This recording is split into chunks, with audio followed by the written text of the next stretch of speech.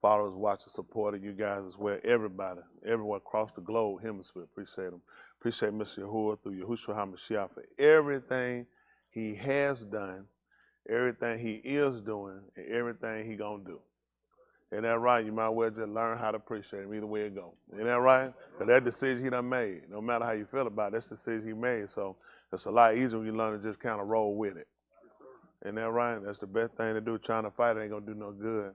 Our goal is definitely what he's saying, search ourselves to make sure we got this thing right. I had an opportunity to call back. I apologize for taking me to call back. Is when I catch time to kind of get back, I talked to a young lady today that follows us as well, that watches us through the live stream and want to come out and visit with us. Regina, appreciate her. Everybody, you know, so if I don't, please, I apologize. I'm going to get them to start checking the messages and writing them down for me. I forget sometimes, it slipped my mind. But definitely not out of ignoring anybody. We appreciate everybody.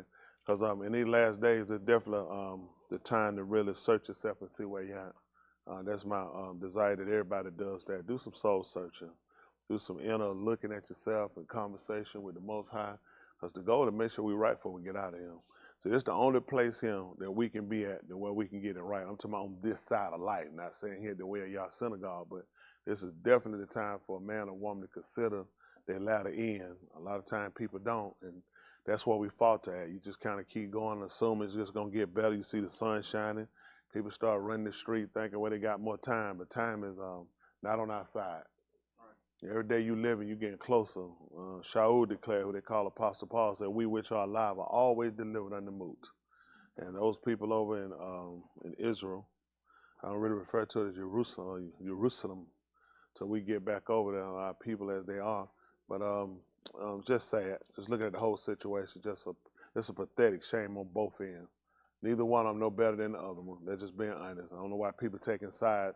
I put a post out this morning on Twitter, X, whatever they call themselves. Really, the real problem is the people that stand for right. Why are we letting all these people run us in the first place? That's the real problem. It ain't the Israeli and the Palestinian, the Russian, Ukrainian, Somali. All these problems going because of the governments and the people. We allowed the governments to rule us. The government was put in place to make sure the will of the people is executed. That's the first problem you got. There's never a reason for people to serve politicians. That's about the dumbest ideology ever. It was never set that way. Government was set up to make sure that the will of the people were being met. I don't have no will saying I want to see people kill each other and destroy each other. Nobody asked me about it. I don't know how Biden, Trump, nobody else could have ever done it if you ain't talked to me or anybody else. We never okayed it. I don't care about to go to Iraq and do nothing. If you got hit by 2 towers got hit in America by 19 Saudi Arabians, I don't know how we got in Iraq and how we went to Afghanistan. I never okayed it. The problem is we let everybody give us our information. We find it's bad information. This is the problem, what people don't realize. Once these wars start, it becomes individual wars. Now you got individuals on the street getting killed because of bad policies.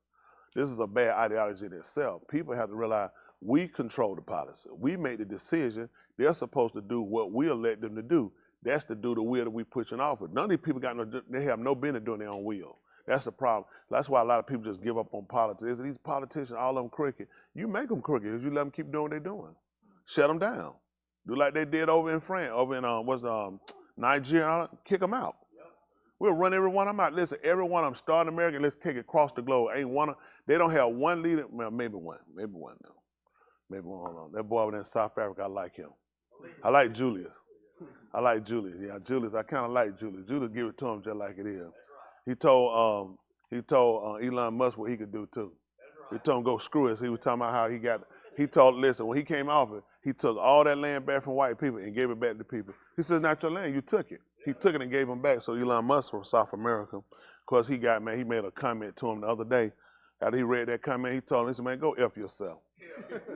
I said, very professional. Yeah, that's it. He let Elon know exactly what he could do. He said, man, go F yourself. He don't care about that stuff. Like, these white people don't care and took this land. This is not your land. I'm giving it back to who it belongs to. So, of course, when whites feel like that people of color, any other race get something, like Texas, give it back to Mexico. I don't care what they don't say, give it back. It ain't yours. I don't know how people take stuff and then you go stick a flag and holler it's yours. How you claim the moon? You ain't discovered no moon. Stop it. How you sticking flags in the moon? That's about the dumbest thing I heard in my life.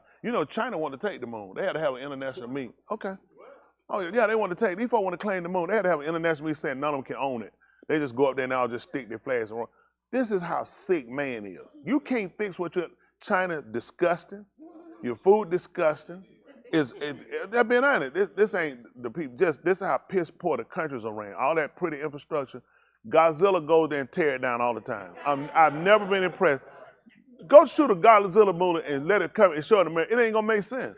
When King Kong crawled to the top of the Empire, y'all remember how the building fell down? American built. American built. And then he tear up the street when he hit. Listen, traffic was restored 2 hours after he fell. New Yorker, they like, man, it's a regular day. You know what I'm saying? Once they got to scoop that joke up, traffic continued. You can't do that in Japan, all the place. Man, listen, watch it. Godzilla just walk through like they just throw the whole little country in the water. You know what I'm saying? Some stuff you let people do, it just insults you. You know what I'm saying? It insults your intelligence. Some of the stuff they do to us or some stuff they give to us. I would listen to, I don't know if y'all listen to it, but I listen to Black News Network. I had a TV show, it's on 640. Most of y'all probably don't listen to it. You need to listen to it. 640, I listen to it. Nothing against that news, but it's a lot of things about yourself you don't know. And don't ask for CNN, don't ask for Clear Channel. Most of y'all don't know who that is. That's your Clear Channel who own 750, all these other ones. They all follow up on the Clear Channel. All that's under fault. They own a lot of these stations. Everybody kind of hide their names. But they're going to give you news, they're going to give you politics based off their race of people. You need something that's informative on every end. Especially, I mean, Italians, they have it. I mean, Italians have their own station. Hispanics have their own station. You don't have a station. Well, you do now, 640 a.m. It's a good station. They give you good information about yourself. You need to know things about you, things that affect you. They're actually fighting for reparations right now. Did y'all know that? Most of y'all wouldn't know. Who you think 750 gonna tell you that? 680 the fan? V103? No, it's owned by Viacom. Viacom own those stations. All them fall on the Clear Channel. All those are the same station. Every station that you listen to that you think belong to you is always owned by white corporations. You thought you owned BET. They've been took BET on. Well, BLT is just bacon, lettuce, tomato, whatever it is. Same thing. BLT is same thing. A BLT and that Black Life, it's all the same thing. It's all mixture. Every time you get an organization, every time you get any type of setup, it's always controlled by the hands up. There is no white organization that is controlled and ran by Hispanics, Chinese, any other race, Russians or anybody else. They control and run their own. You have nothing for yourself. Now, I'm not teaching that as a divide. I just think every race needs to be informed about themselves. This is why we have such a bad, then we learn to respect ourselves. We all interlock, we all interchangeably deal with each other. You won't find any of our history that won't involve some mixing of how we all came up with information or how we came into our creativity. So we all cross, you know, you look up any Hispanic history, you're gonna find there was some black in it. You know, any white history, you're gonna find there's some black in it. Anyway, you're gonna find, I mean, we all contribute. No one culture is responsible for everything we're doing here. I don't care if it's Yehudi, you're not responsible for everything here. We all play a part, and once people understand that, then you start to respect people for who they are because you have confidence in who you are. Listen, the person I am, man, I don't have to kill a race. I don't have to dominate a race to feel good about myself. That's a piss poor individual. I gotta go put a chain, a rope, and a whip and beat somebody so I feel like a man. Disgusting. I gotta go take a woman and rape her and her kids so I can feel like I dominate, so I can try to say I control and I create. They kill off anybody who has any information that can debunk any information they gave you. That's what they do. Anybody that has information that can debunk anything, they're gonna kill you. They're gonna wipe you off the map. You need an Elohim. Y'all hear me? That's just the truth. We need an Elohim. It is so important. I know I told you, I know most of you probably didn't. If you did, it's going to be short-lived. You really need to try to search yourself. You really need to find out where you at. Did any of y'all do that? Try this out. Did you find anything? Did any of y'all had a conversation, real conversation? No, you need to hear yourself. You need to know, you need to say it. You need to confess it so you can get better. You ain't going to get better as long as you keep staying in that little cocoon you got. You ain't no butterfly. Come out of that cocoon you in and let's get in reality. You're in a real world. You deal with real life challenges. You got real life problems. You got real life situations. You got real life things that you want to do and you want to accomplish. And that's fine, but it all needs to encompass one, which is Yahuah. That's the only problem he got people. He don't have a problem with a man getting. He said, whatever you find your hand to do, he said, do it. He told me to do it with all my might. So now that doesn't take away now from the fact he told me to harp him with all my heart, all my mind, all my body, all my strength. But yet the writings told me whatever I find to do it with all my might. So does that take away from him? It's not a contradictory statement. It's just whatever I do, it doesn't take credence over what he does. You know what I'm saying? When you see what I do and you see me, I want the credit to go back to him. Even Yahushua told, he said, he said he do the work. His whole work, he never told you, say, I'm the one, y'all remember that lady who was doing that bleed? He said, I did that. Y'all remember that? Pull it, yeah, it's in there. He talked about it. That dude at the pool. Y'all remember the guy y'all just seen him all them years? I'm the one got him up on Shabbat. Never did it, did he? He just did the work. Because he looked at, he wanted all the accolades to go back to him. See, that's when he don't have a problem. You know what your problem is? You don't want to get an accolade when you do nothing. He don't have a problem with you doing. Look at Yosef. When Yosef was in Mizraim, he didn't tell the people how great he was. You had writers that told you about his greatness. He never told you, know what, I'm the second high ruler. I can have everybody in here killed. No, his word spoke for him. Y'all see what I'm saying? People don't realize you worried about you ain't going to be known. You worried about being known among people, and it's all hypocrisy. You need to be known among somebody where it's going to count to your benefit. It's going to count to your benefit when he acknowledges it. There's a lot of people don't know me. Listen, I was on TV. I was doing my thing on TV. I was rolling. I was on 1530, 26 states, doing radio. All that stuff shut down, move away from that. At one time, it was going to mess me up. I stayed there too long, going to mess up. You get out there a while, you'll think it's you. You keep everybody in a certain place for a reason, and at the same time, it ain't for everybody to know it. That's just being honest. It ain't for everybody. I can go back on TV whenever I want to. But then I'm going to have to compromise. I'm going to start teaching. You don't be focused on that camera. You're going to lose. A lot of times you're going to lose because where you need to be and where I'm trying to get them at, it's going to be a big difference. I'm just being honest with you. I can't really do it. Like, for me to take on somebody like just flat out just new, a babe, I won't be able to do it right now. It's too much work. I had to take you back. You had to go all the way back to a seed. We can't do that. We got to press on toward the mark. And I know people might say that's unfair. It don't seem fair. It's fair because I'm not the one that dictated. He mandated that. See, this is how you understand what we call, that's it, favor. That's favor. He did you a favor. A lot of us should have been cut off. So I keep trying to tell you how you need to catch on, you need to wake up, you need to get conscious, how you need to pay attention to things, you need to become proactive. A lot of y'all gonna miss it. Listen, you're gonna wind up going to Sheol right here. Y'all hear me? Can y'all hear that? You're going to Sheol right here. You know why? Because you're not conscious. You waste too much time. You had a pity pat too much, you got too many things going, you can't get over hurt, you can't get over. Listen, man, you gotta suck stuff up quick and keep moving. Suck it up quick. I'm telling you, man, you won't make it. I told you, listen, man, you gotta land. Come on, man, you gotta get to work. While you doing that, what's going on? While you shut up, crying, hurt, what's going on? The world stopped spinning. The world don't stop. It didn't even stop spinning when Yahushua was him. What make you think it's gonna stop for you? Listen, man, the best we could do, man, is make it dark for 3 hours. Man, I got something to do. How long? Okay, I know these folks thinking. What? Listen, it had to be a short work. Why am I finna start up for no 12-hour, man, waiting on this man to do all this stuff? Now I got to go. It was fun when it lasted, but I got to go. Everybody busy. Short work. You got to suck it up, get over it, and keep moving. Y'all got it? All right, I'm trying to help y'all out. How many of y'all like to bathe and bask in what you got your misery a long time? Anybody? Some people hurt. Some people, but you had to get over it quick. Suck it up and keep moving. Get over it, say, all right, this is the situation. This what happened. This where it's at. Now what I'm going to do? If you sitting and you basking in it and you ain't got no plan to get out of it, that's dumb. Why are you wasting time and you don't have a plan?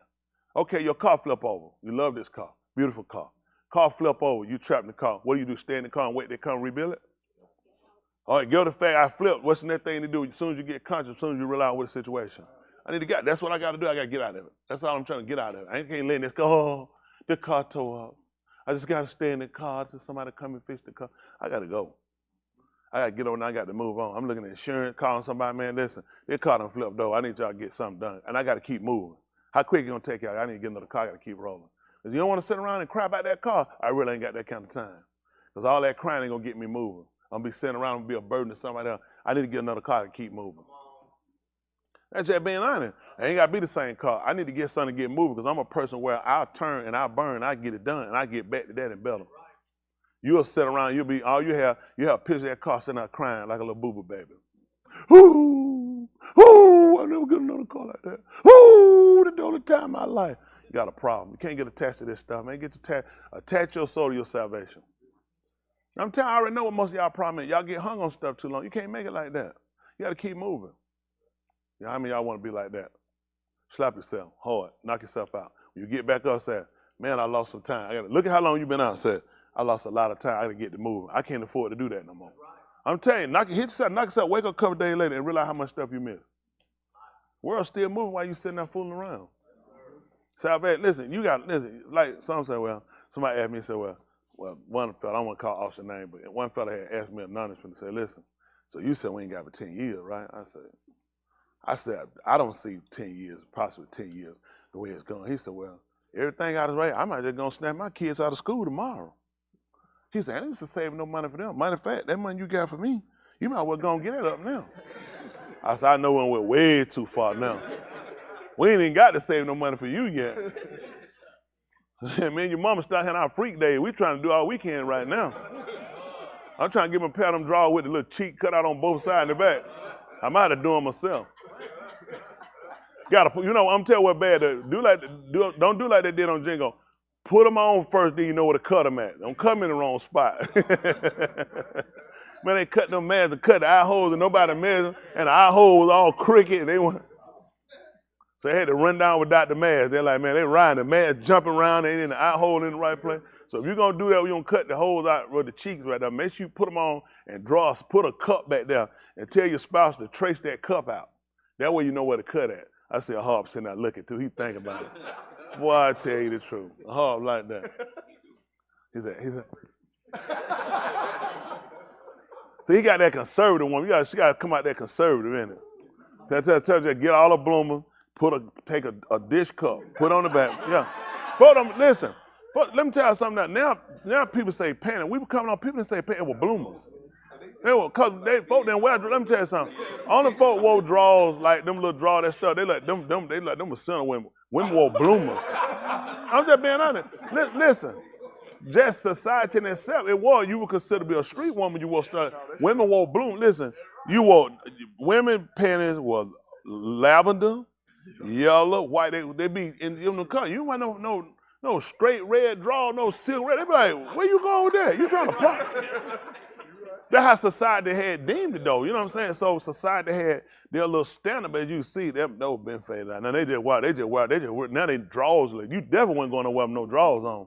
Y'all said, if any of y'all sit y'all that the girls on the train and smelling up the whole train, that's just sad, man. But see, that come from home training too. Ain't no way to worry about that train smelling, she can smell herself. So I didn't send out to be funny. It was sad, the fact that our women, it's just being honest, women ain't being taught nothing now.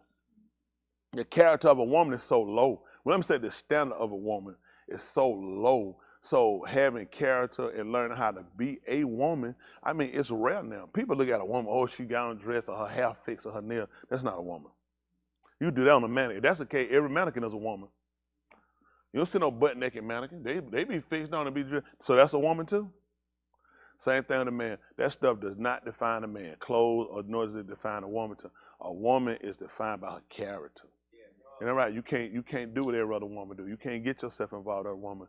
You got to maintain a certain character when you're a woman. It's a certain decor a woman has to have when she's a female, when she's a woman. Especially if she wants to be a woman, wants to be acknowledged for her intellect and want to be acknowledged on her character, then you don't want to put too much emphasis on your clothes where it pull away from it. See, sometimes women wear clothes that look like you look more hoish than anything. You want to know men be coming, they grab you by your behind or pull you by your dress. Why you think?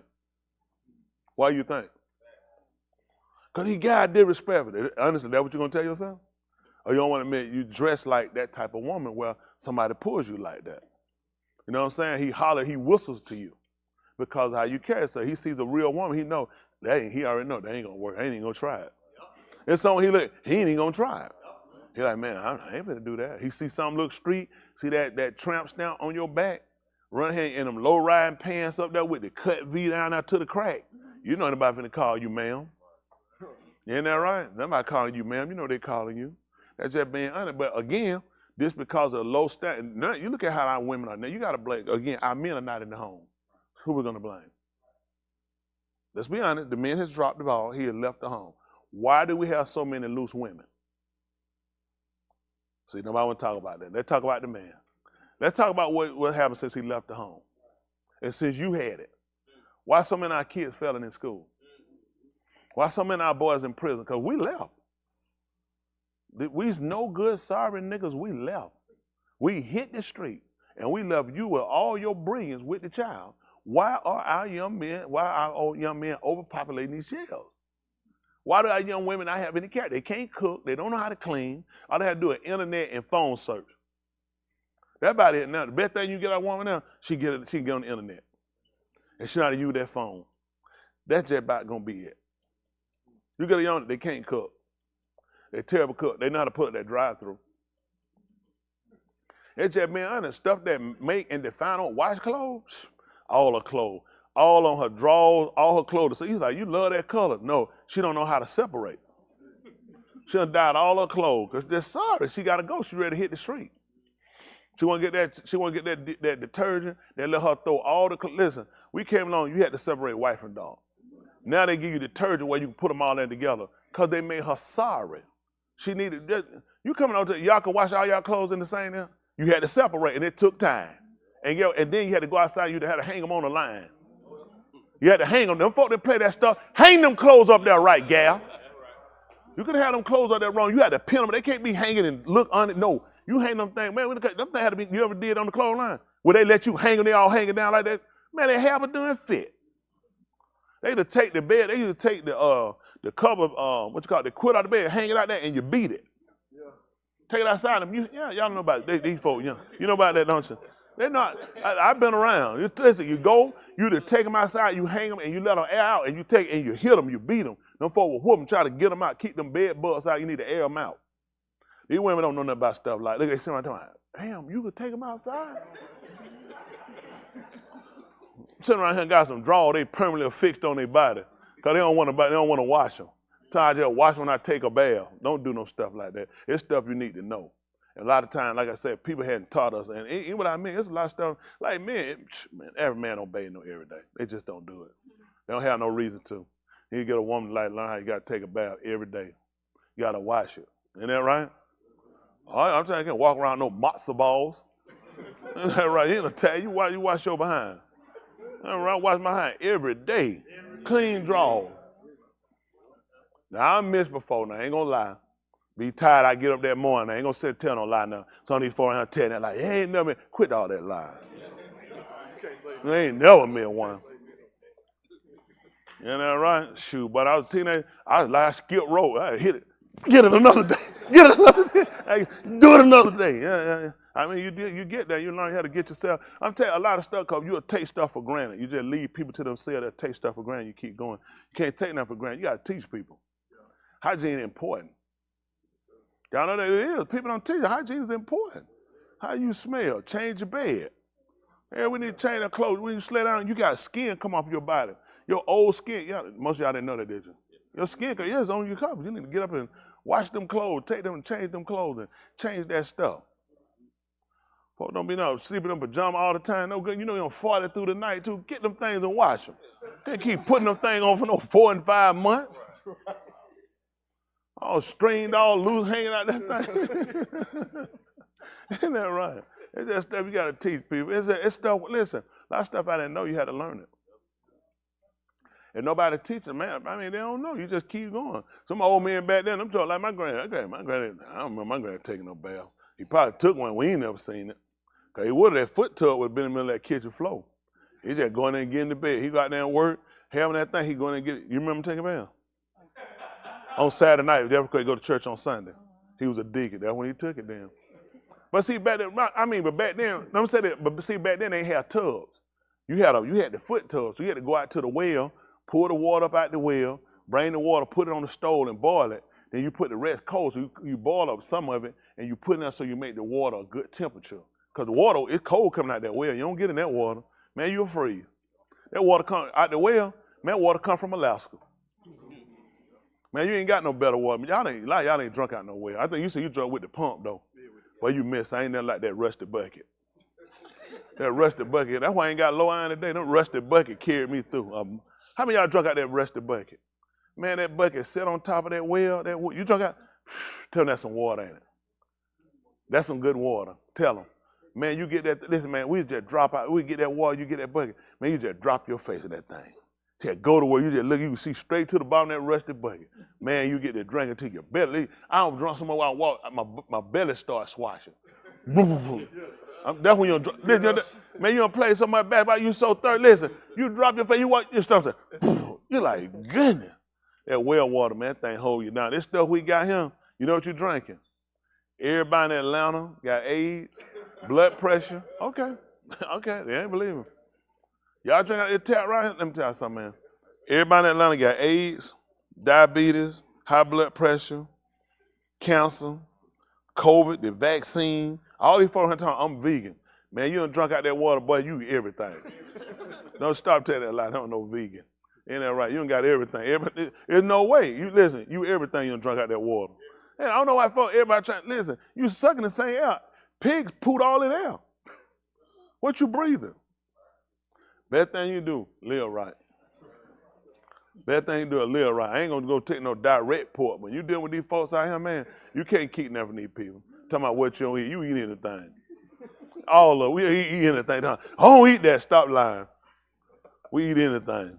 Tell them, I say, hey, don't use that and be cutting no mayonnaise. Them folks, wait, I turn my back, cut it right quick, and go get another knife. Be like, folks are lying. You had to go. That's why I try to go to Subway. I usually go to Subway.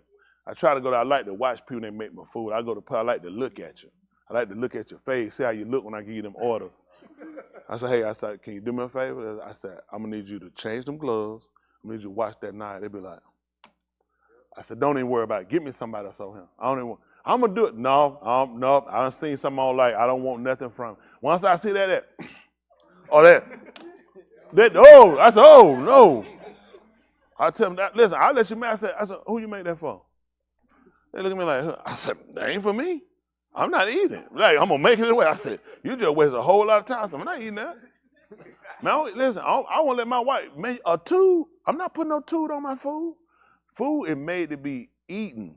Y'all gotta enjoy it. I can't eat that food, man. You got no funky attitude. I'm just being, anybody, I know. Your karma, being the karma, what you have? Let me tell you, you talking about the sister? Now you ain't gonna run down the sister. No. You do what you're doing, sister, that's for reparation. But no, but that is something. Let me tell you something, man. You when you're dealing with food, though, it's a pleasantry you want to try to have. I mean, like a lot of people, we don't think about stuff. See, let me tell you something. Like island people, they cook.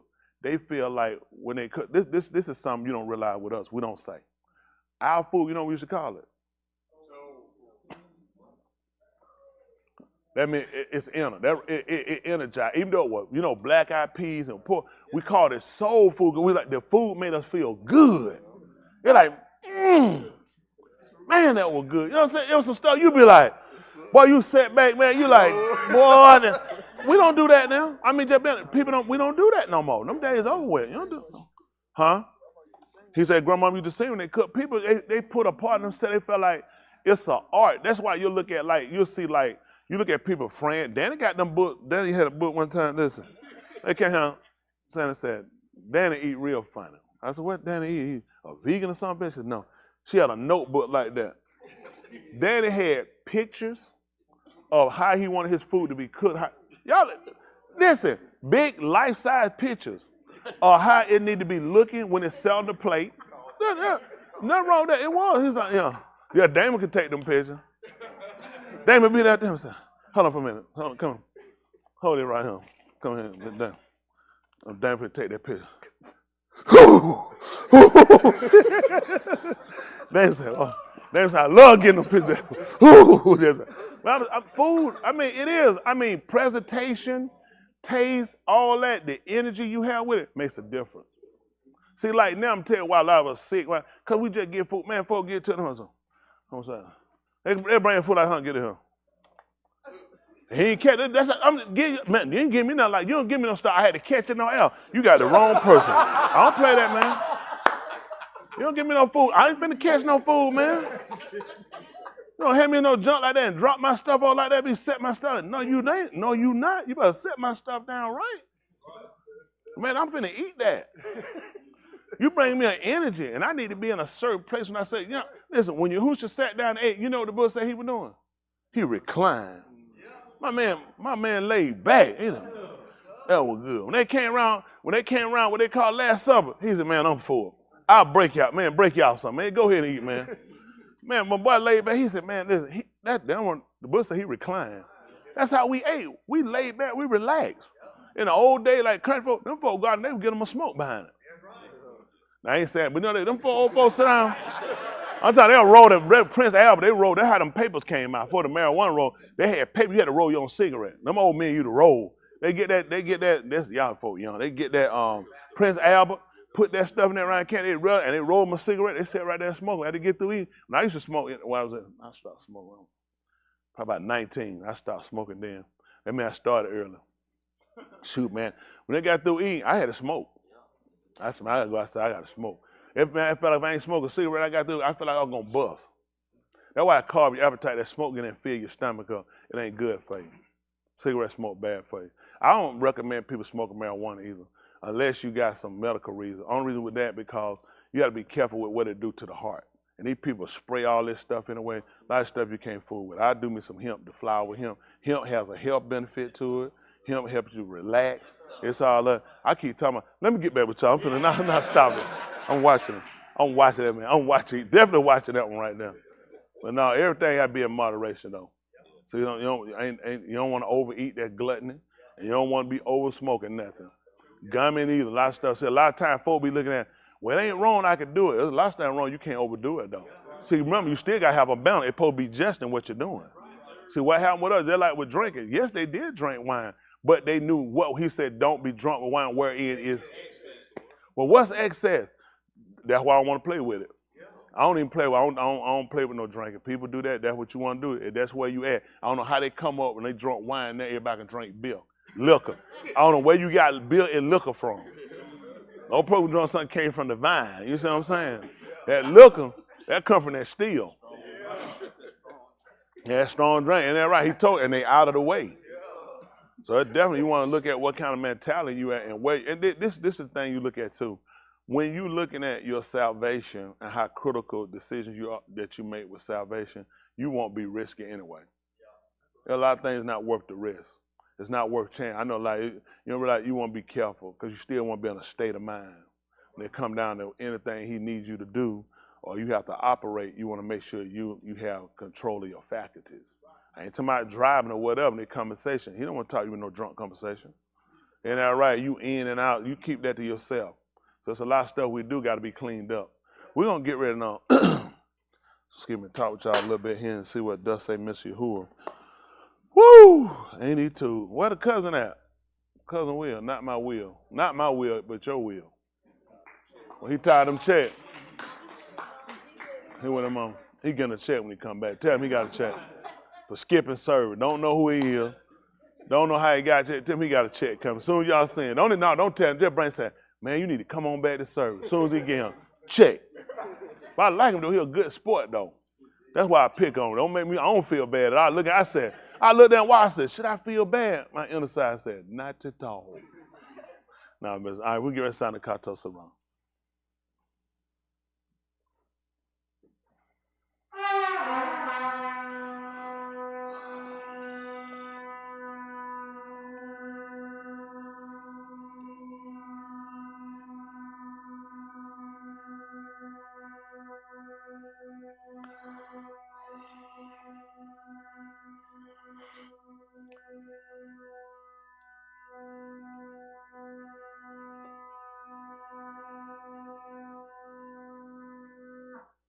Okay.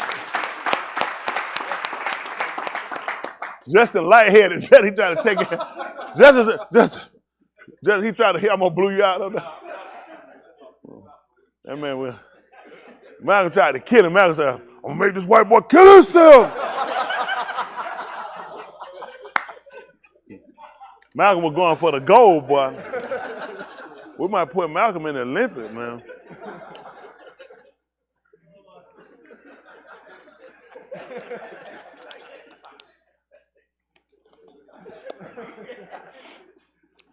Y'all people are something else around here. All right, this is Romans 15:4. Excuse me for those watching in. We use a program called Beth HaMashiach, Romans 15:4. We'll talk. Listen. For whatever Nikatah before, Nikatah Telamidas. So whatever was written before was Nikatah, was written to show us, to teach us. You said to show us? What you said? To limit us? Yes, sir. Okay, it sound like I heard you say to show us. But the limit us, which is to teach and to show us, so that through endurance, going through without quitting, and through the Nakum of the Ketubim, and the comfort of the writings, we might have tikva. We might have a cord or have an attachment. We're talking about basically a rope. What the rope is, the gun. I think the gun, we don't typically use that lettering when people write in the Abari Alaph Byth. The gun is actually one of your Alaph Byth, but it's so rarely used. But it's a rope. I think he's showing y'all a picture of it. Some charts don't show it. That's not it. The who? Yeah, never not the Ghah. I said gun. I'm sorry, Ghah. The rope. You see the rope? The rope. Twist. So you can see this right here. The twist.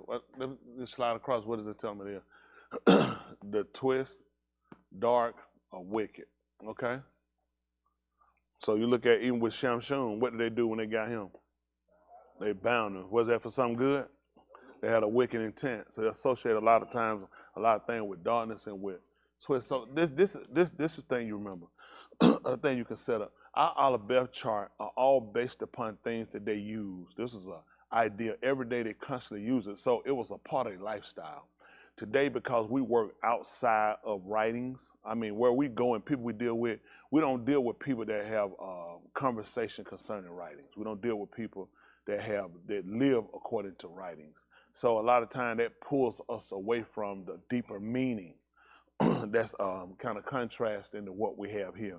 And this is something I like more than I do the others, simply because, it gives you an opportunity to look at how they saw things, just like when you look at the Quph. Now, someone will put the Quph as a monkey or the ape. The only problem about that when you're doing that, and it's a big problem, is the fact the location when they dealt with apes and where they were when a lot of these things were done. Maybe possibly, we know that all the animals would have been there when Adam had them, but once man was kind of cast out, a lot of things moved regionally. Even with Solomon, who they call Solomon, he actually sent ships and brought apes down from Lebanon because they didn't have them in the area. So a lot of times you start looking at when they start giving you writings saying it was the ape, you start to question things based off of some of your writings. So that's why I'm kind of funny when I buy into things, because I'm kind of looking at other things inclusive. Here, it actually will show you, it's like the sun on the horizon when it's coming up. When it start like when Yahushua got up, you ain't gonna believe when it was. It was dawning toward, which meant it would have been on the horizon.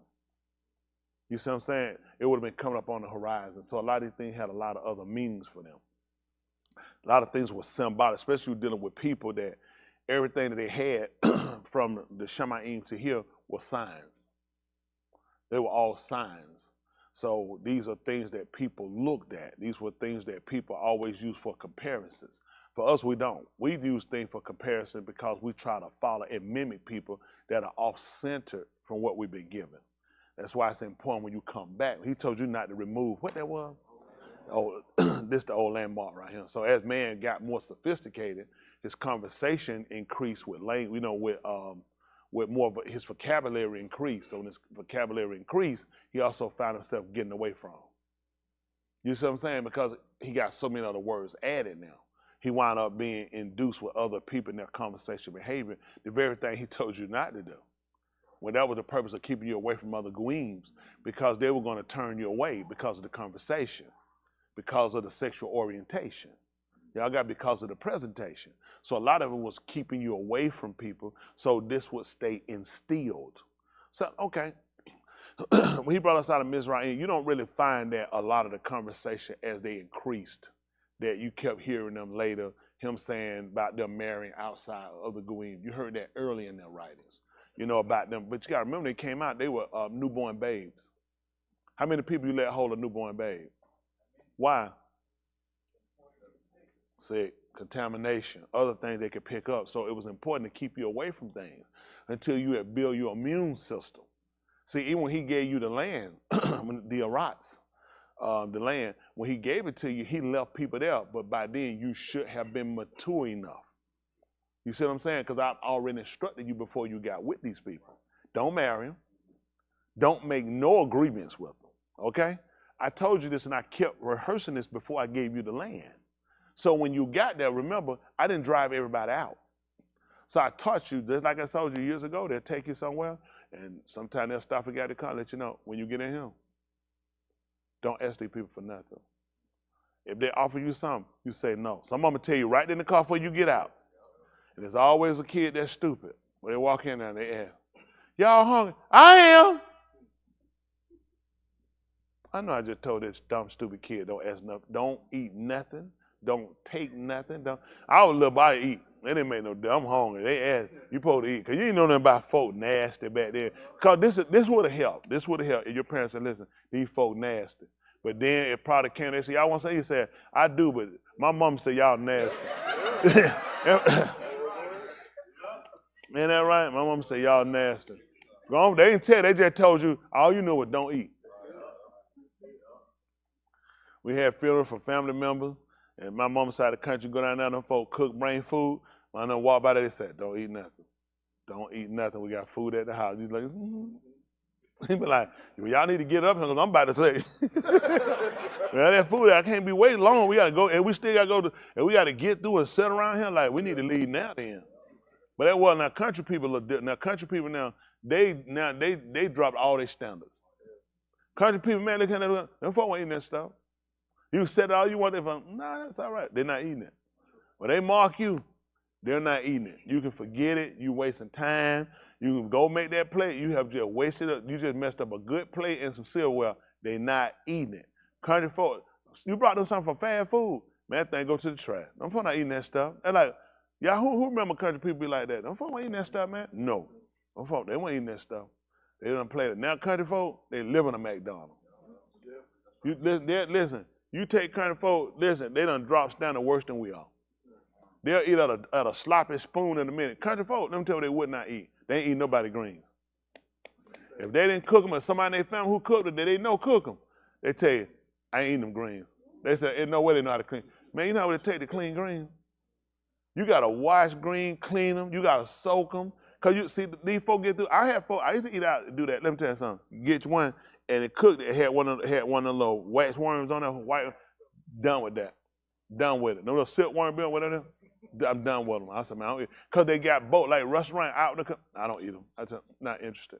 It's too many green. There's no way to. How long it took you? It don't take no time. It ain't take me no time to tell you no. Man, you can't bust no green down and cook me no 45 minutes. It's impossible. You cooking on a chain level, man. You gotta wash, you gotta scrub, man. You gotta take them leaves. They lime here. You know they looking at. They don't be clean with the rubber band around. They think cause they either put a rubber band around their hair when they wash it, fix it. That ain't no something. No, man. You gotta take them things, man. You gotta break them down to start, man. You gotta clean them greens. You gotta wash them leaves and take them leaves away. Unless you want to cook, you want to eat the stalk with that. Then you can cut them up. They take it and roll that thing up, man, and cut that green up good and wash them again, ready. Then you put them things in there. You gotta put your meat in there. I ain't gonna lie, boy. Hem hock sure cook that thing down, boy. I ain't never cook no green. I do turkey. I do all that stuff. I ain't gonna lie. I ain't gonna lie to myself. I said this ain't no hem hock. I'm not finna lie to myself. I hear folks talk, man, I'm telling you now, one way you could do, like a lot of y'all probably don't know. I cook. I used to cook all the time. Once I taught Smith how to cook and let her loose in that kitchen, I stay away from that thing. I don't know how to cut the oven on. I be trying to cut that thing. I cut and I walk at that thing, cut back. I don't know if she done set something up, it just cut back off. I said, man, I give up. I don't know how this stuff works. I'm used to a knob, all that button pushing. But anyway, man, I said, what you could do now, if you don't have no fat meat when you cook them, what you do when you had some grease, you can take your grease, your old grease you cook with, you scoop you some and you can put it in there, it'll break it down. Most of y'all don't know about that, do you? You know about that? How you say it's a fat, you don't even know about it? You cook collard greens. I'm telling you, no, you don't want to do that now. That's that Lord grease you to do with that Lord. No, we got rid of the Lord. No Lord. That Lord, man, that's all pig. But as you do, you had to use old cooking grease. Like you had some cooking grease, ain't got all that stuff. You scoop your some, and you could throw it on top of that green, and it cook that grease. That's all you do for the fat. It break it down for you. You want that sloppy green. That sloppy green hits you hot. It'll stick to you. You could throw it against the wall like a piece of spaghetti. That's how you cook green down. I ain't eat green now. These green, it just fill us now. They ain't like that. Now you put that ham hock in there. I wouldn't do it now. But if somebody messed around and did, I ain't know. I almost said, there's some good green. Tell me, I did what you, don't tell me now. Don't do that. We're not going to do that. But going back, what we're trying to do now is look at learn how to preserve ourselves. Can we see what preserve means, please?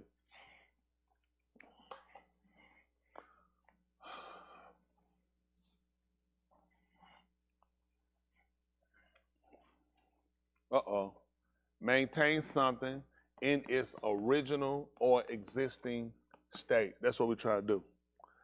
So now this is what we're looking at now. Since we looked that up, amazingly, I think a good analysis would be why he gives us the Ruach HaKodesh.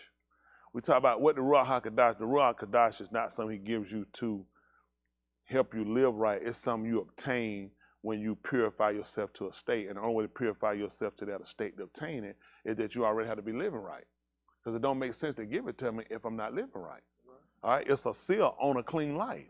So now what we have to look at the Ruach HaKodesh as is a preserver.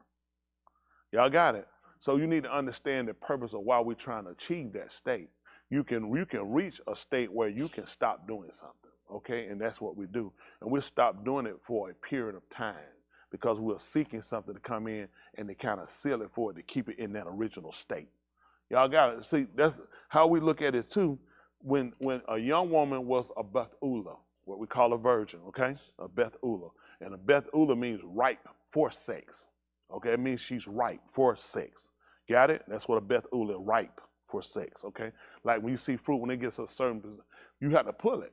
Some trees, ox will let it go. Is that right? They'll just let it go. Like all apples don't stay on the tree. Sometimes you go and pick, and the ones that follow, they let them go because it's ripe.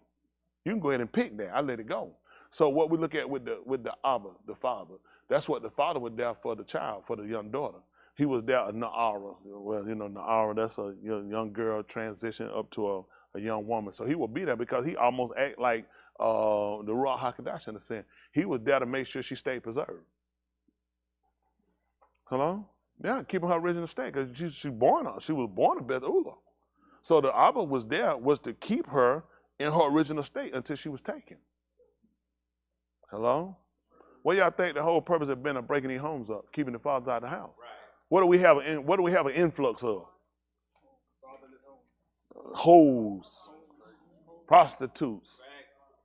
Isn't that right? It is. I mean, I don't want to just put out on women, please. But since I was using that as an illustration. So the Abba, which is the father, he acted in a sense as the Ruach HaKodesh. He was there to keep her preserved in that estate. Y'all got it? So when our people looked at it in the same way why he put other things around it, before we looked at obtaining what we call the Ruach HaKodesh today, right? The spirit of separation. There are acts and feet that he gave us to kind of help us get an understanding to these things, okay? See if that Alah Shamuth, see if that 23, 11, 14, I think. Let me see. They call it Exodus. But Alah Shamuth, it means, and these were the names.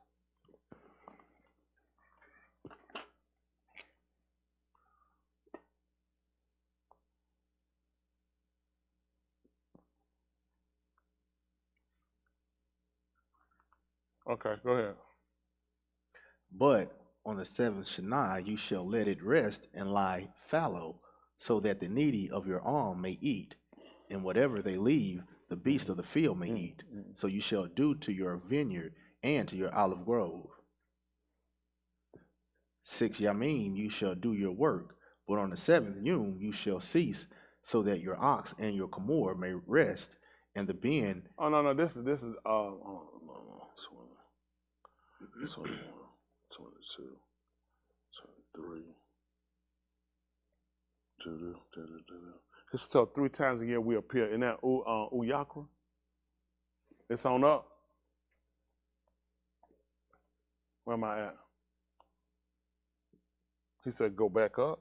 Let me see if it's the same, but it should have been. I thought it was in 23:14 is what I call. Let me see that one. Okay. Let's see. Listen. 3 times in the Shana you shall celebrate a muhad to me.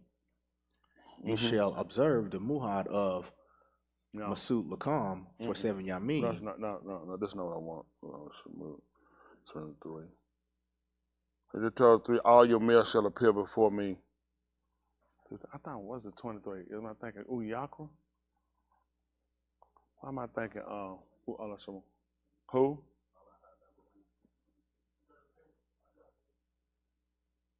Okay, let me say. 23:17. Let me say. Listen. 3 times in a Shana all your males shall appear before the Plani of the Adon Yahuah. Before the face of. So you see why we had to make those appearances to go back to Jerusalem? Come on. You shall not offer the dam of my Zabak with You're talking about the center of Malachi before you. 23:23. I'm not down far enough. Drop down. 23:20. That was 23rd chapter. I was trying to remember my mind. 23:20. Listen. Behold, I am sending a Malachi before you to guard you. Make it 18.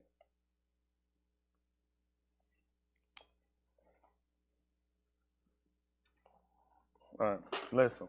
You should not offer the dam of my Zabak with levant lakam, nor is the fat of my muhad to remain overnight until morning. That's what he told him? Nor is the fat of my who? Muhad. Of my muhad. To remain overnight until morning. Y'all see that? What was he telling us about? What did we learn about that? Somebody said, E, I got a hand out there. Hallway outrank y'all. Go ahead, Hallway. That's right, Yahushua. That's why he couldn't stay up on the tube. That's why I had to get him down. Because remember, they were coming, that was what they actually put him up during the muhad. See, all of that was reasoning. See, let me tell you how things will work. This Torah, this instruction that you're getting right here, was to get them to see, and you can see, even though these people are operating in a bad state, it still wind up working out for their tube. Because had they left him up there longer, then the land would have fell to Alah, which would have actually came to be defiant against what he actually said for. He came to remove away the curse.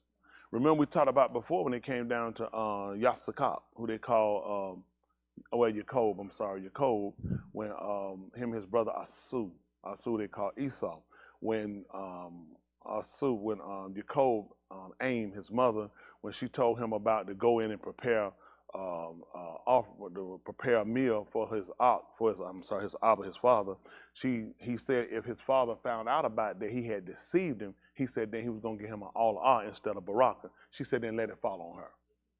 See, that was to eliminate any possibility of something tragic falling upon him. See, the purpose of sending Yahushua to make sure that nothing tragic could fall on us.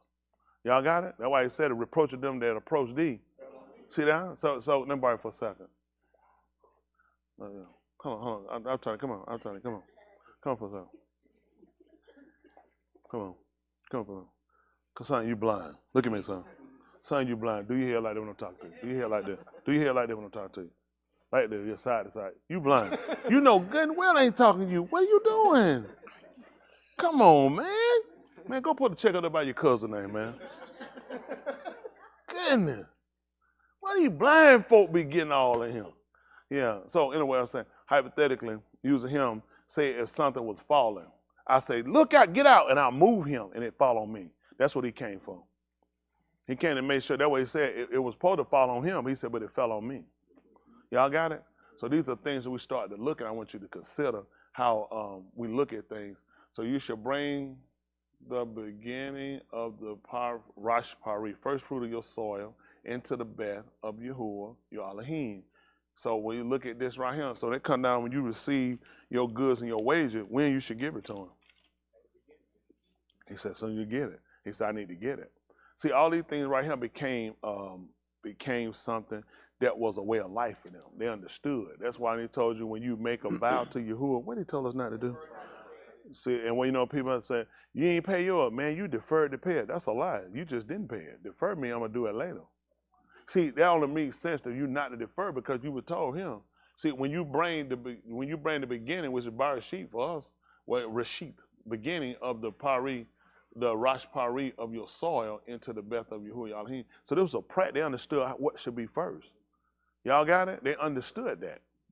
There was a servitude that was given to acknowledge, and all this was acknowledging him as being that supreme ruler. See, a lot of times you do stuff, you don't know why you're doing it. You just know you've been told to do it. It's an acknowledgement, the fact that I get mine first. My mom used to make dinner, she get it, my daddy get it play first. Yeah, go ahead, because he coming, he ain't finna be sitting there waiting around with no kid getting no food, be looking around somewhere. That's right. First thing gonna holler, that nigga ain't got no job. That's right. Then my grocery, I want mine first. You know what I'm saying? Go and get my plate. Every time I gotta fix the kids, them kids will be all right. You know what I'm saying? So he looks at this as an acknowledgement. He look at as him being the rosh, which is the head. So a lot of times you don't understand how these things play. They more or less set up, again, these were shadows for us, right? Which means they reflected off of something. That's how you get a shadow. It reflects off of something. So when we come into a criteria of us doing things for him first, you know, giving him our first ahab, our servitude to him first, him being above anything we had. We already had this practice from the Torah. So it's not really hard to translate over what he was trying to get us to do. When Yahushua came, the reason why he was effective and the people who he reached, who commonly he reached and who had things in common with him were people that, first of all, they knew the Torah. You never find him run across somebody that said, teach me the Torah. People wanted to understand how things transition over. What were the connecting points were basically what they want to know. Nobody he had to sit down and teach them the book. That made no sense for these people because it was already a culture for them. It's just certain things they were trying to put in perspective with him being here now. Okay? Recognizing him in his estate. That's what they had to do. And once it was identified, that's the purpose of the When he told you about, so this is the thing, when we read in the book of Quph, I think they call it Habakkuk. Oh, in Quph, he said he was going to stand somewhere. Well, on upon, and he was going to stand upon my watch. My watch, which means I'm doing what if I'm watching? Looking. So what is the eye for? For knowledge, for appearance. All these things we do right here for discernment. So with the sight of the eye. And one thing would be prevalent to us is the fact that he put ox in the Shamaim and in the alarm. So everything in itself kind of plays a part to identify something. See, you blindly look because you don't pay attention to things. A lot of things are very prevalent. You look outside. How you know sometime before you go outside to wear a coat? You can look out the window. You can tell from the window. You see leaves going down the street or you see things still. From that, you can start to kind of already get out there. Sometimes you walk and you say, it fooled me that time.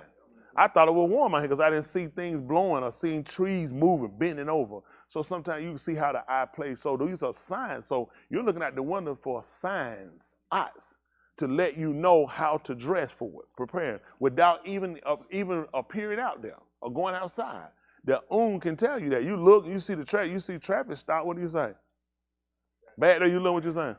A bad accident. It could be construction though. But it's things you start to put together from that's a sign. That's right.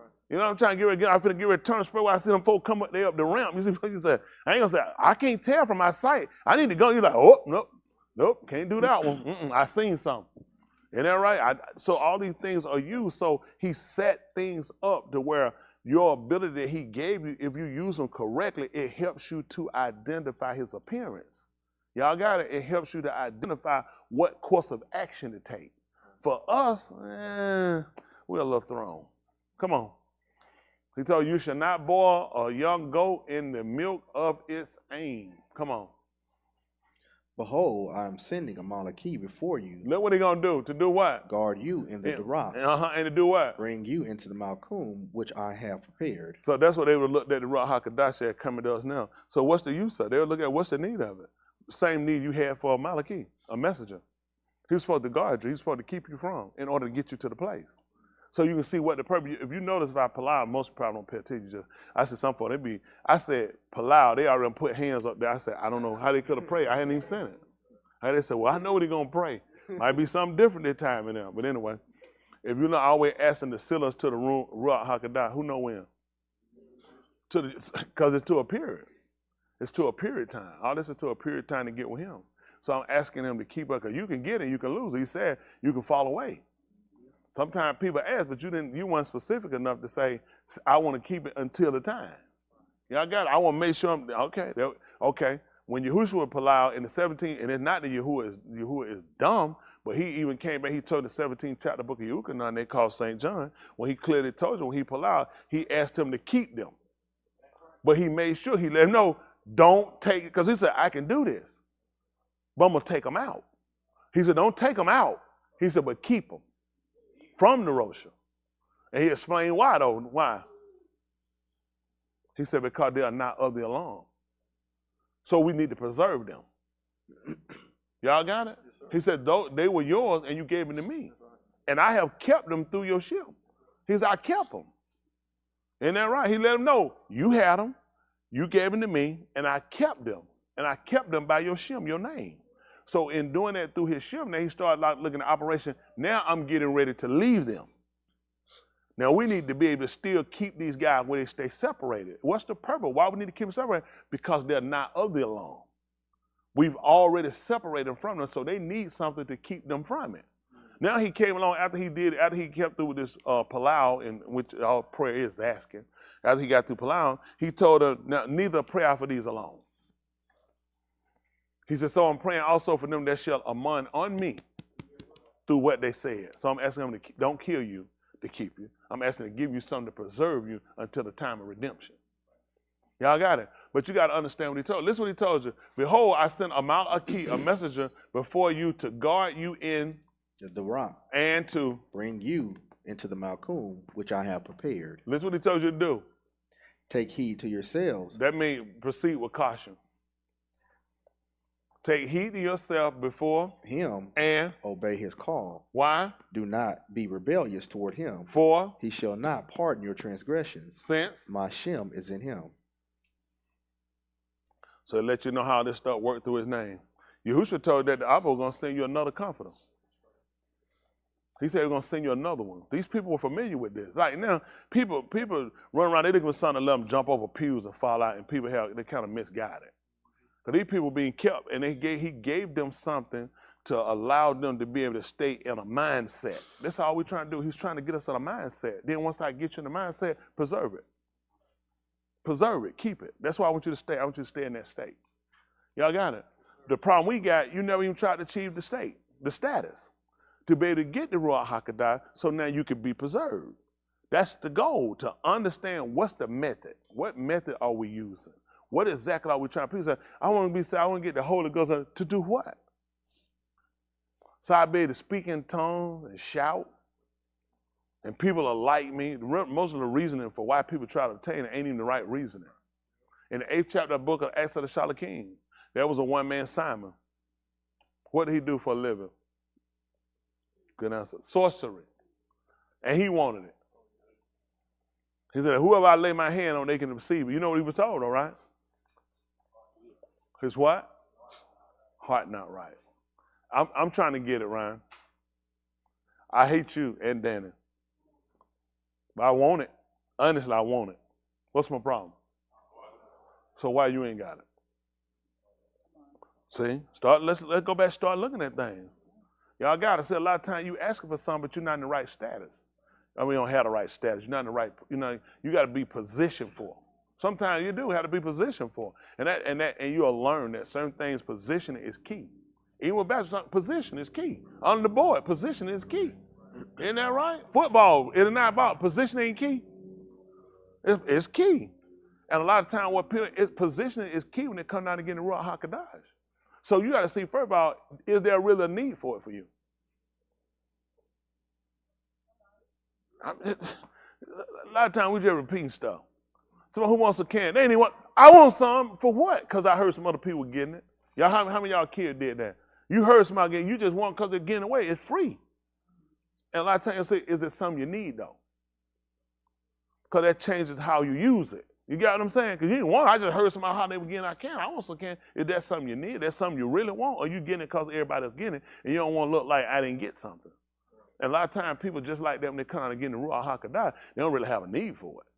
Depending on what you're trying to do. Because depending on what you're trying to do, what's the need? Are you really trying to live right continually? Are you really trying to be kept until he get here? Are you trying to make sure you're in your more purest form for him so he'll receive you? No, I'm not, but I want the Ruach HaKodesh. That makes no sense. Y'all got it? So when we look, when he told you to take heed to yourself, and then when he told you to take heed to yourself before who? Him. So watch what you do in front of him. Watch what you be doing in front of him now. Listen why. And Shamuth, his call. see that? The sound. So now that makes a difference. You listen for a sound. That's what we're playing now with sounds. Can we see what sound is, please? By definition. Listen, we'll pick up a word, we'll go to work with it. My boss good like that. He's really good. My boss the best. By tomorrow, you'll be in Alaska, so dress warm. So the sound. Listen what you get. Vibrations that travel through the air or another medium and can be heard when they reach a person or animals. That's what you're listening for. Listen for sounds of vibration. You know what they did in the 20th chapter right quick, 20 and 17, Alah Shamuth. They call Exodus.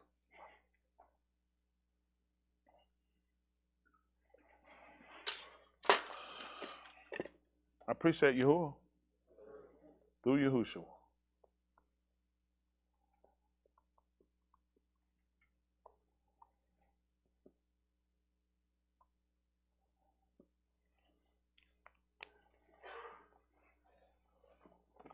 All right, listen. 20 and 17, listen. You should not covet your Yahuah Byth. See that? First of all, let's see what covet is. How about that? Because you just told me something, how I know I ain't doing it. Because you know how I know I ain't doing it?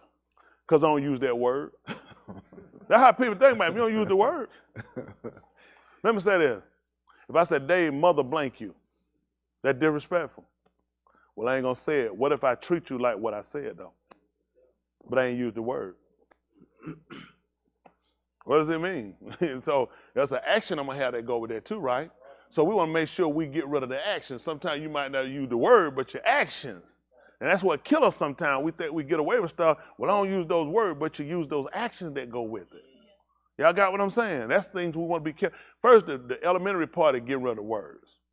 Now we start to graduate, we start to get rid of the behaviors that are associated with the words. Y'all got what I'm saying? Okay, let's see. Covet, yearn for your love, to possess or have something. Y'all see that? Third person to have it. Desire, be consumed with desire. For I said, this ain't be consumed. This becomes something that you make this kind of your whole being. Can we see what yearn is? It should come on the gap band. Yearn. Have an intense feeling or longing for something, typically something that one has lost or been separated from. This will not involve you. This right here, stop. This is where we're gonna go. Have an intense feeling or longing for something. That's what we look at. He's saying typically, so this is not the only reason. Okay, typically just give you some that sometimes it's like when somebody has a loss of a parent or a husband or wife or a child. They have a yearn, they have a strong desire to want to recover them. That's why you'll see the dramatic, the emotion that they have because I miss them. I want them back. I desire to have them back. You know, typically people say, I wish they wasn't dead. I wish I could have had more time. So we look at it. But now we're taking this yearning based off of covet. When you have a strong desire for something that belongs to someone else. Okay, not something you lost, something that just belonged to somebody else. See, if we don't get it and break it down to its purest form, how do you know you're not doing it? That's right. See, let me tell you what we got to do. Stop lying to yourself. Like, you know, I had somebody here years ago, and their whole thing was fornication wasn't in the Bible. We were like, here we go again. People started, when we learn these words, it's always people looking for a get out. Fornication ain't even in the Bible. The word wasn't in the Bible. Zanuth is the word, which is under whoredom. So they try to be smart with, since fornication, the word fornication not in the writing, that means you can do it. See, you always got people looking for a reason to get out of something. I watch people in their agenda. Like somebody be on the door, they ask me something, Yeah. Somebody tried to tell me that that I could be remarried again. Cause I already know what you're trying to do. When you ask me, I already read you. You got some type of not that I believe. I don't know why we had the conversation. We know what we're going with it behind me. It ain't happening. So you already done bought into something. You want to use somebody else, so you can try to see, just shoot across and see if the answer you get will say, you know what, this person might have a good point. I'm ready to hit the street and do something contrary. You have to be careful of people you ask for things, because a lot of times when you get an answer, you get them from people that's doing the very act that you trying to get some solace on, and you know it's wrong, but you're trying to see can you get away with it. So you ask somebody weak like you, and where you think you're gonna lean. Yep. Y'all got it? That's just being honest. I don't ask weak people questions. Okay? So y'all got that having an intense feeling or longing for something. Let's go back. So we told her 20 and 17. So we got that covet, a yearning for something.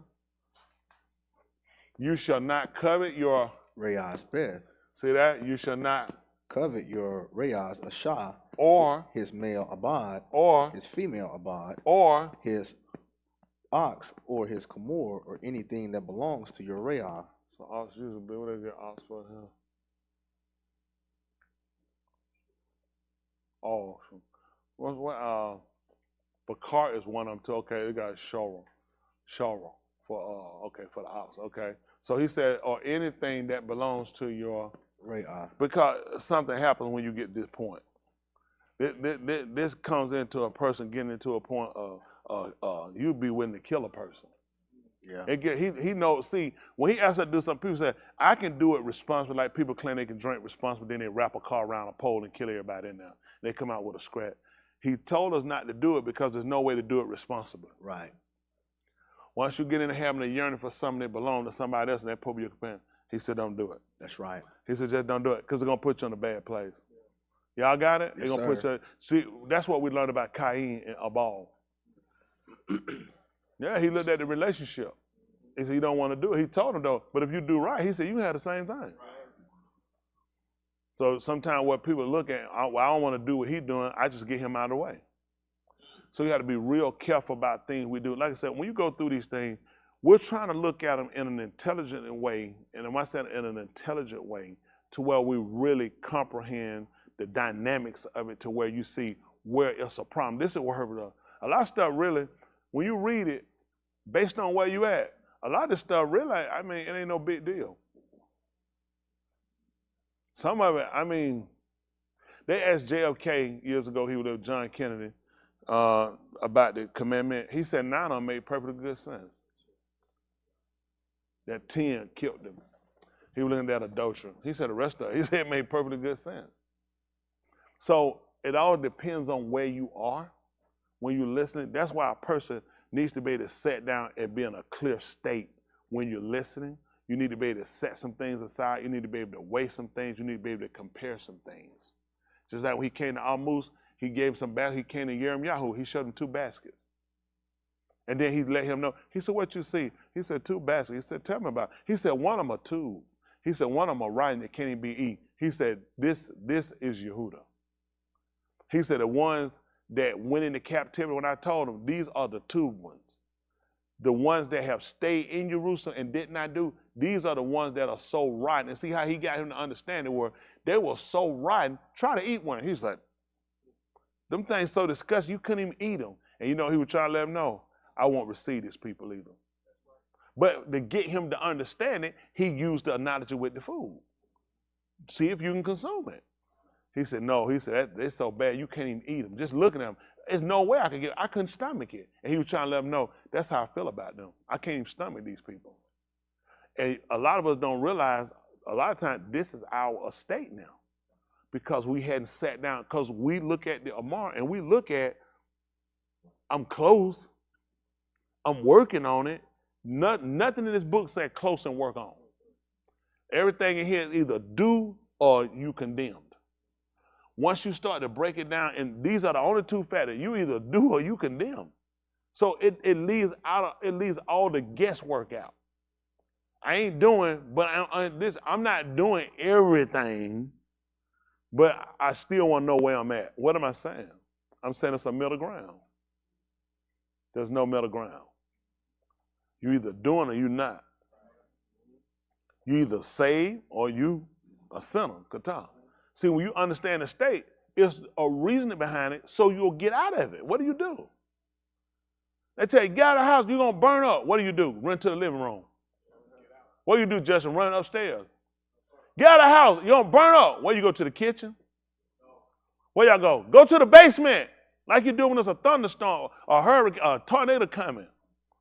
Go to the ground and you put your head between your legs and you pull and put over your hands. Ain't that what you do when it's a fire? The whole house consumed. You get out. That's the only safety. That's how he did it with us. Once I tell you what the state is and it's contrary to what I mandate, get out. Y'all understand that? This is what we do, okay? And I say we, us. We always try to rationalize what's not even rational. It doesn't make sense. There's only two states with this man. And if everybody had that mind, you'd be more adamant about trying to obtain it. And I know you're not adamant. I know why you're not adamant, because you feel like there's a middle ground. You making your way. What that mean? You there? No. If I'm making my way to the store, they send me to the store, that mean I'm at the store. No, it is. But at least I'm going. At least I'm trying. See, completion ain't until I get there. Y'all got it? And I'm having to come say with her, because how many of y'all in here can admit you have a middle ground? Yeah, most of us do. There's a middle ground. We all do. Listen, being human allows for that. It ain't right, but it allows for that. You know, I mean, I'm a whole lot better than what I used to be. But you're still in a state where you can be condemned to be sent to Sheol. So what state are you in? That you're a whole lot better. You see, how many of y'all better than what you was when you first came? And for it's stuff that you don't do now. Is that right? But you don't have to. If you don't have the Yahuah HaKadosh, where have you gone? You see what I'm saying? Now that's more of a motivation for me to say, I got to lock down. I've been going with, but I'm growing. I'm changing. I'm learning more. The goal isn't there until you reach and you obtain the Yahuah HaKadosh. So now you stop, because every time you look at it, when I'm going back and examining myself, shoot, man, that's a lot of stuff I see before, man. I should be worse than this. Don't do that. Don't do that. You're lying to yourself. You're lying to yourself. Don't tell yourself you to be worse than that. The goal is to obtain the Yahuah HaKadosh. See, once you start settling out on you better than what you were, then you're not. Why you think? Let me tell you something. Let me tell you something. You know why the way has been the way it's been for people? People like, man, I just feel like I've been stagnated. I realize I've been here, man. I realize I ain't grown. It's designed to be that way until you get it. It's designed to be that way until you get it. See, a lot of people got bad. They've been sold bad bill of goods. They've traded in time for the quality of obtaining the Yahuah HaKadosh. Don't use that. Y'all got it? Time you got. He said, and that knowing the time, that it was to await. See that? Now you've been in an unconscious state. They use sleep because most people know. I said, hey, now, can we have sex? So you said, man, I didn't even know it. Why? I was asleep. Now, you look at information that we've learned. Guess what you found out why you didn't know it? So now, okay, now you conscious. So what you got to do? What time is it? High time is late. It's late when it's high time. So high time means you got to really get moving now. And we've been procrastinating because we've been in an unconscious state. So now, since he's awakening you from that state, what do you need to be doing? You need to be aggressive about it. You really got to be motivated because you lost time. You was in an unconscious state. You wake up and you supposed to be to work at 8 o'clock and it's 10:59. You said, shoot, man, I'm going to lay my behind back down. I ain't even going to worry about it. Man, you jumped up because now you know what you're trying to do? You're trying to condense and cut time down as much as you can to make it look like I'm really not that far off from my time. At 11:50, if I wake up 10:59, I put at 8 o'clock, man, you run, it's some stuff, you know what you look at? I ain't gonna be able to do everything. What? How many of y'all had that? You can't do everything. Well, you might take time and might get coffee, or you might take time and cook some breakfast, or you might take time to look at the news before you leave, because you had a routine. But now since you've awakened and it's 10:59 and you were supposed to be there at 8 o'clock and you got a 30-minute ride. You're counting, now guess what? Every second, every minute. Listen, you get to a stop sign, you'll stop. Let's stop. Because I don't have that time. I'm at the red light, I'm inching. I'm itching that thing. I'm about you up under the bottom of this thing. You on that thing over that thing, man. You like, cause you know what? It is, and now people look at you. What they saying? You're a fool. What you doing? But you know what you're looking at? I am so far behind. I am trying to make up as much of this as I can. That mind state is where he said you need to be. Meaning there are some relationships, there are some things, and some commitment I'm not going to be able to do them. I'm just not going to be able to do them. Because I'm so far behind. Now, guess what we do? I'm going to keep my same routine. I'm getting up and make my coffee. I'm going to watch me some news. Listen, I ain't finna be trying to kill myself, try to get out of him. I'm just not going to do it. It don't make sense. I'm going to do what I got to do. And whatever happens, just happen. Now, how many of y'all think this is a bad idea, what I'm saying? Y'all understand it's a bad idea? So how you doing to him? That's how I'm curious, because y'all just condemn me. I'm trying to figure out how exactly are you able to get away with it, but it was a bad idea for me. Because this is what you say, I ain't going to be saved anyway. What's the point? That was the attitude I had about it. What's the point? I'm late. Late is late, right? If I'm 1 minute late or if I'm 3 hours late, what's the difference? Late is late, correct? So I might well do what I was going to do. Now, y'all all agree, this sounds like a buffoon talking. Guess what? You ain't said a word. I'm talking about your living. Because you hadn't acted it though, it is an urgent matter for you to try to get this cleaned up and repair the situation. And you just put on casual. You lock the cruise control and you continue just like things are. And this is the same thing Quph told us in the Quph, the 3rd chapter, it's out 2 Peter, the 3rd chapter. He said, so since they both fell asleep, he said, all things continue the same. He said, and then he said, and when you did it, he said, you were ignorant too. He said, did this out of ignorance, that they assumed that something wasn't going to happen and there was going to be a repercussion for the action. That's what a lot of people do now. Man, as long as they're being man ain't finna come out and do that all that time. He would have been destroyed at that play. I'm not that stupid. But he told us why. He said, I'm not slack. I'm just long suffering. They said, folks try to tell us, man, you way too easy on them kids. Man, I don't mind, I'd have beat them first time. They look at me, I'll beat them. He said, yeah, but I'm long suffering. He said, I'm long suffering. I'm trying to give him a chance to get to repentance. See, he know when he stir up all his wrath, there ain't no hope for you at that point. So what he tried to do, I'm trying to give you an opportunity to get this thing right. That's why we have class and we're doing it the way we're doing. This is the part, again, showing you why I'm long suffering. Every one of them agree. I start with me first. I should have been cut off. I have no reason having another chance. There's no reason he should have gave me a second chance. No reason whatsoever other than to demonstrate to me his kind. Because I was going to use his wrath as my defense of why I couldn't. Because all you're going to do is kill me. You ain't going to be patient with me. I had a justification for it. Like you going to kill me like you killed, like they told me, what you going to do? Kill me like you did the other one? See, he knows you look for an excuse to justify your actions of why you're not studious in what you're doing. And the man keeps saying, I'm just long suffering. That's what he told when he came, he proclaimed the Shem. He told him, Yahuah Elohim, he said, I'm long suffering. People forgot that. They're like, this ain't nothing new. When they quoted in Quph, he had already told them when he came out, he proclaimed the name, the Mushah. He said, I'm long suffering. Man, listen. He said, man, I ain't broke. Man, I'm rich in mercy. He said, I'm rich. I ain't broke. Man, so I'm rich in mercy. He's stacked. And we sit here and we messing around. And now you know what happened though? After a while, I don't care how much you got. Eventually, you'll run out. He said, you ran out with me though. I'm rich in it, but you done ran out. You done played me too long. Let me tell you something. Where y'all synagogue? This man had been, he been more than 2 dozen. We have battled, overcame so many feats. We done grow, change, still growing. You can't keep being the same people.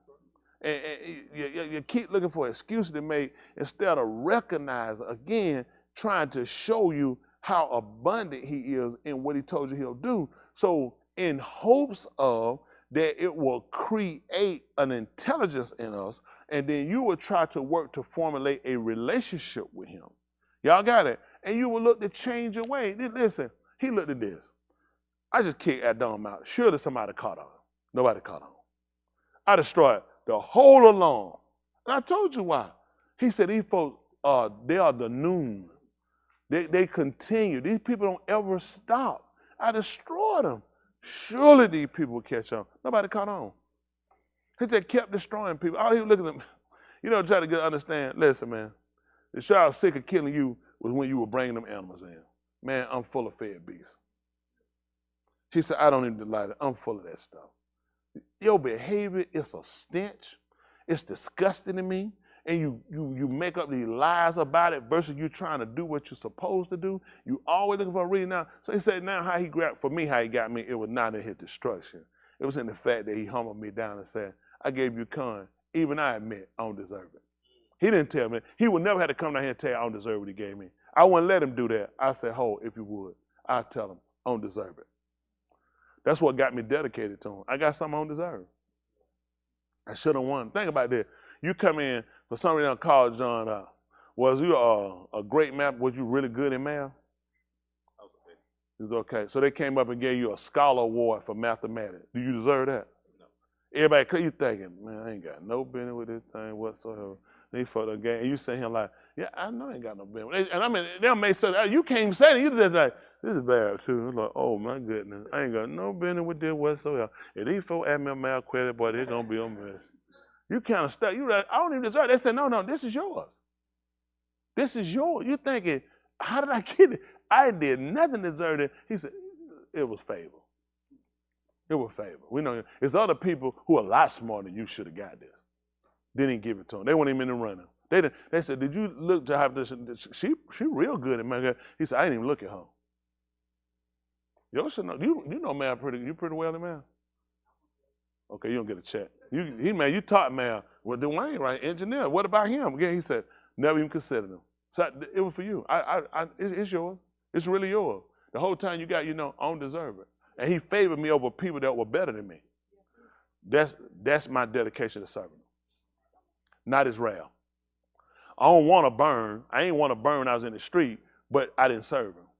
He got me to serve him by manipulating me, by letting me come into the knowledge of, you ain't got no business with this. And he didn't even throw it in my face. He never told me that. I know I don't. That's the part that got me. It ain't never, he told me, you know what, I'm going to give you this. You know your dumb behind don't deserve it, right? Because that part, like, I rather you keep it. You don't say it like that. He never told me that. He just gave it to me. And he just told me, I'm trying to figure out how did I get it. He said, well, we had a vote. What happened? He said, I chose you. Election. I chose you. Amazing, we are tied to election. People don't go and accidentally vote. People go in with a mindset of who I'm going to vote for. Very few people stand out there in the line trying to figure who. I already know who. I'm just waiting to get the card. Guess what? He already knew before I got him, just like he knew you before you got him. They already chose you.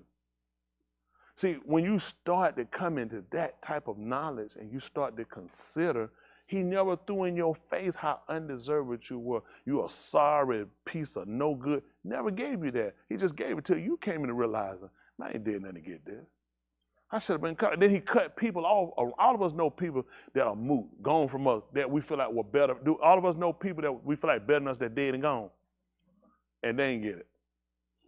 Again, that's another strike to show you. And that just get on you think about, that should be me. That should have been me. So there becomes an appreciation. And that appreciation is not just talkative or use to communicate. It started showing the actions now. I want to prove myself out now to him. I want to show him this wasn't a wasted vote. You didn't waste time with me, because a lot of people lost cause. And he came, he recovered us, and now let you say, I want to see if you come back, what kind of gratitude you come back with. See, we talked about before when Yahuah, when he was in the house, when he came in, he sat down, and a woman started to come in. She started to anoint his head. She mashiached his head, and then she started to wash his feet with her tears, and she dried with her hair. And he asked Shimon, Quph. He said, ask you a question. He said, two people, they both had debts. He said one person's debt was larger than the other. He said the other person's debt was smaller. He said, and the Lord of them, what did he done? He said he flatly forgave both of them. He said, which one would be more appreciative? He said, the one that had the larger debt. He said, yeah. He said, since I come in the house, he said she anointed my head. He said she hadn't stopped crying and washing my feet with her tears. He said her sins, which are many, he said forgive her. That's how she looked at. He had the power to do it. She said, this don't mean nothing to me. You know, a woman hair, he gave it to you for your kabul, your glory.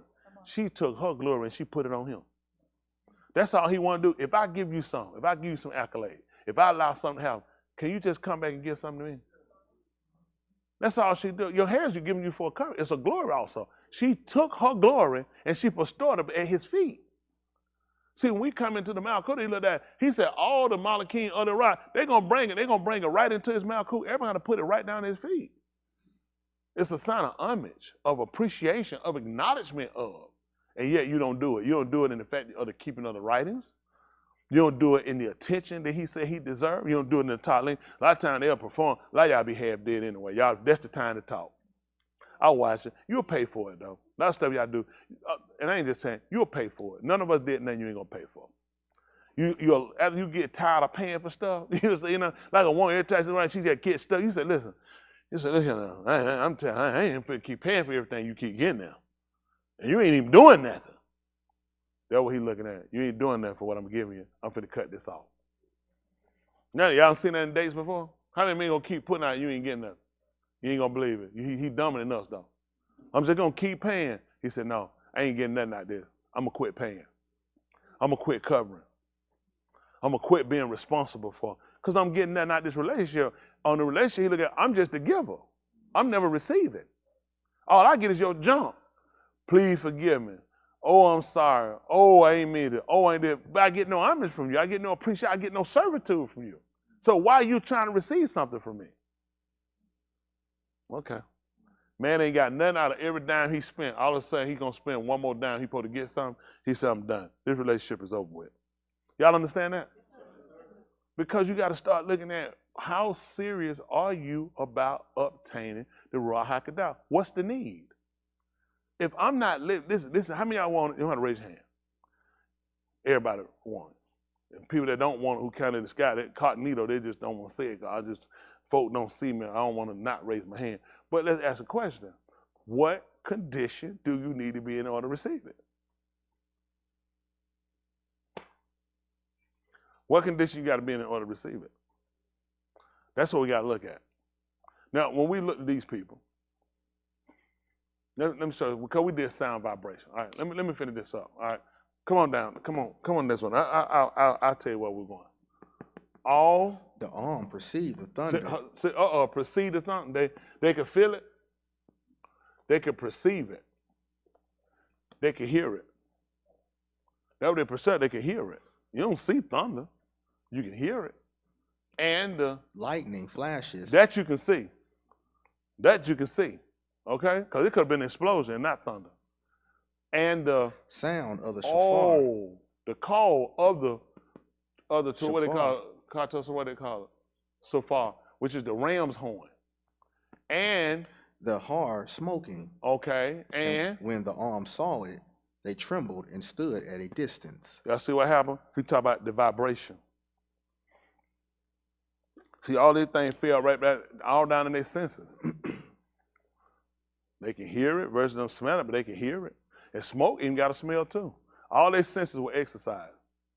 You don't just see smoke. Some smoke got a smell. Some burning. Hello? They could feel the trembling. It caused them to be removed. They could hear and see. It became an emotion to them. They could feel it. So a lot of things here, all their senses were working. And this is what they came up with. Listen. Then they said to Mushah. Speak to us yourself, and we shall shama, and let not Elohim speak to us, lest we shall moot. They got all of that by using their senses. They picked all that up. How much of your senses are used when you hear? They use all 5 of their senses, and they came up with that. That if you speak, we'll listen. You ain't got to worry about us going against. They use all they say. How much of your senses do you usually exercise when it comes down to the word? Because in order for you to obtain, he made everything inclusive. You got to do it with all your mind. You got to do it with all your heart. You got to do it with all your soul. And you got to do it with all your strength. Now, you hadn't done that. And what you say you were trying to get again? I'm confused. Do you understand how obtainable it is? Simply because this what you're going to put it on. I knew I wasn't going to be saved. Tell me why. After you just heard this, tell me why. Want me to answer for you? Because I ain't going to give him all my heart. I'm not finna give him all my mind. And I ain't finna use all my strength. Just tell the whole truth when you say I can't be saved. None of them going to do that. Because now, guess what? They'll do like Yahuah. Faults in me. Everybody allowing the man. Why you can't be saved? I'm confused. Tell me why. Let's tell the truth. Because I ain't going to do it. It's him. He don't want to save me. Where that's at? Where does he say he don't want to save me at? Hello? Even in places where it was wrote that told them, lest they hear and understand, and I heal them. If he didn't want you to know, why did he tell you that? That all you had to do was hear. Why did he tell you had to understand? Because that gives you the ability. What you look at understand, he's talking about it gives you the ability to do it. See, what you lack and what people do is the ability to be able to do it, okay? So he gives the ability to be able to do that. That's the purpose of understanding. Sometimes we just what does understand? When you understand, just take the ing off. It's the ability to be able to. It's just like when a teacher teaches something, the kids don't know it. Well, let me show you. Oh, I got it. They're excited they can do it. You just gave them the ability. So what people don't want to get, that's why he said I was going to give you a radar after my own, who's going to have the same gene with Kel, which is going to feed you with not and. See that? Range of information and the ability to be able to do. So tell me again why you can't be saved. Just say it. I don't want to be saved. That's all I got to say. Please don't say he won't do it. I want you to start speaking the truth. I don't want to be saved. That's something. I know they say, man, I ain't going to say no stuff like that. That's stupid, man. Why would I say something stupid like that? That's like me calling David ML. Right? Bad word, wrong. So why would I say I don't want to be saved? I just live like I don't want to be saved. I ain't finna be stupid and say it. I just live like it. See, you trying to con, you're not winning anything. You're losing because you keep living a lie. The only reason you can't be saved is you don't want to be saved. It makes no sense you can't be saved when the information is definitely to be saved. It's just I'm not willing to do what it takes to be saved. I marginalize. I minimize. You know what I'm saying? The detriment of me or what I'm doing. You don't have to be smoking drugs. You don't have to be fornicating. You don't have to be telling lies. You don't have to be getting drunk. You don't have to be homosexual to go to Sheol. Because you bought into these are the people going. The people that are going are people that are contrary. It is the fact you do not believe. You're stuck on some acts. The act that you not believing makes you condemnable. Get out of your mind. All these sissies going to Sheol because you must be a sissy you going too.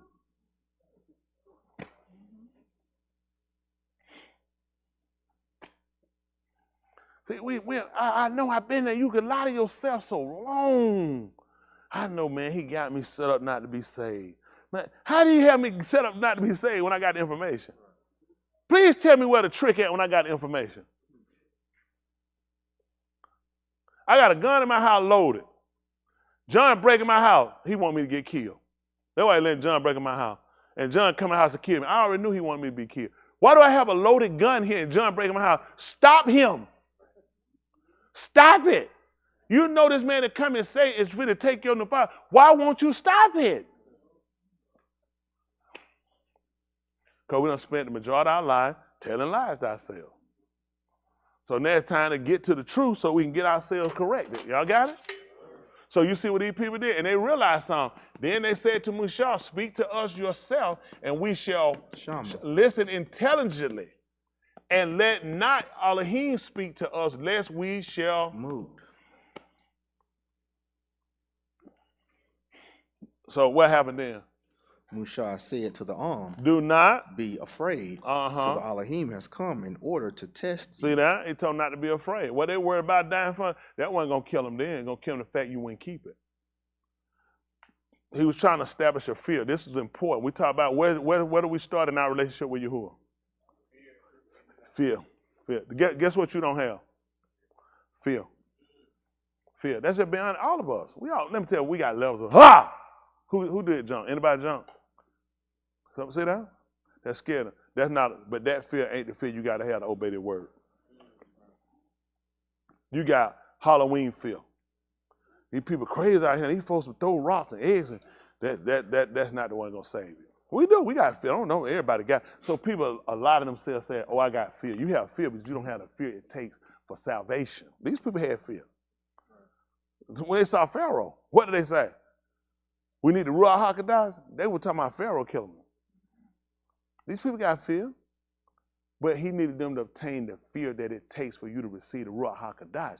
This is the fear that we lack. Hanging out. Get him some coffee. Granville gone. It's been a while. You guys, go and get your cup. Yeah, it ain't you. That's just me. I be blind. Go and get a cup pour. Here you come. Let your cup pour over. You be holding up when you be in Bahamas. I'm gonna get you on live streaming where you had it too. You know what we're gonna do? I'm telling you. This is what I want. I want to set up where we can see I need to see these members' face on this screen up here. I know these folks not staying away. And I'm telling him because you know why? You spend a lot of money to be here. Y'all count on me. I'm not finna be the person to let you down. I ain't do that in bed. I do that because I care. This too far to come here and go to sleep. You can do that at home. Right now, again, I tell you, my teacher told me, I heard it many times, son, you too far behind in my class. If you were caught up, I don't mind you playing.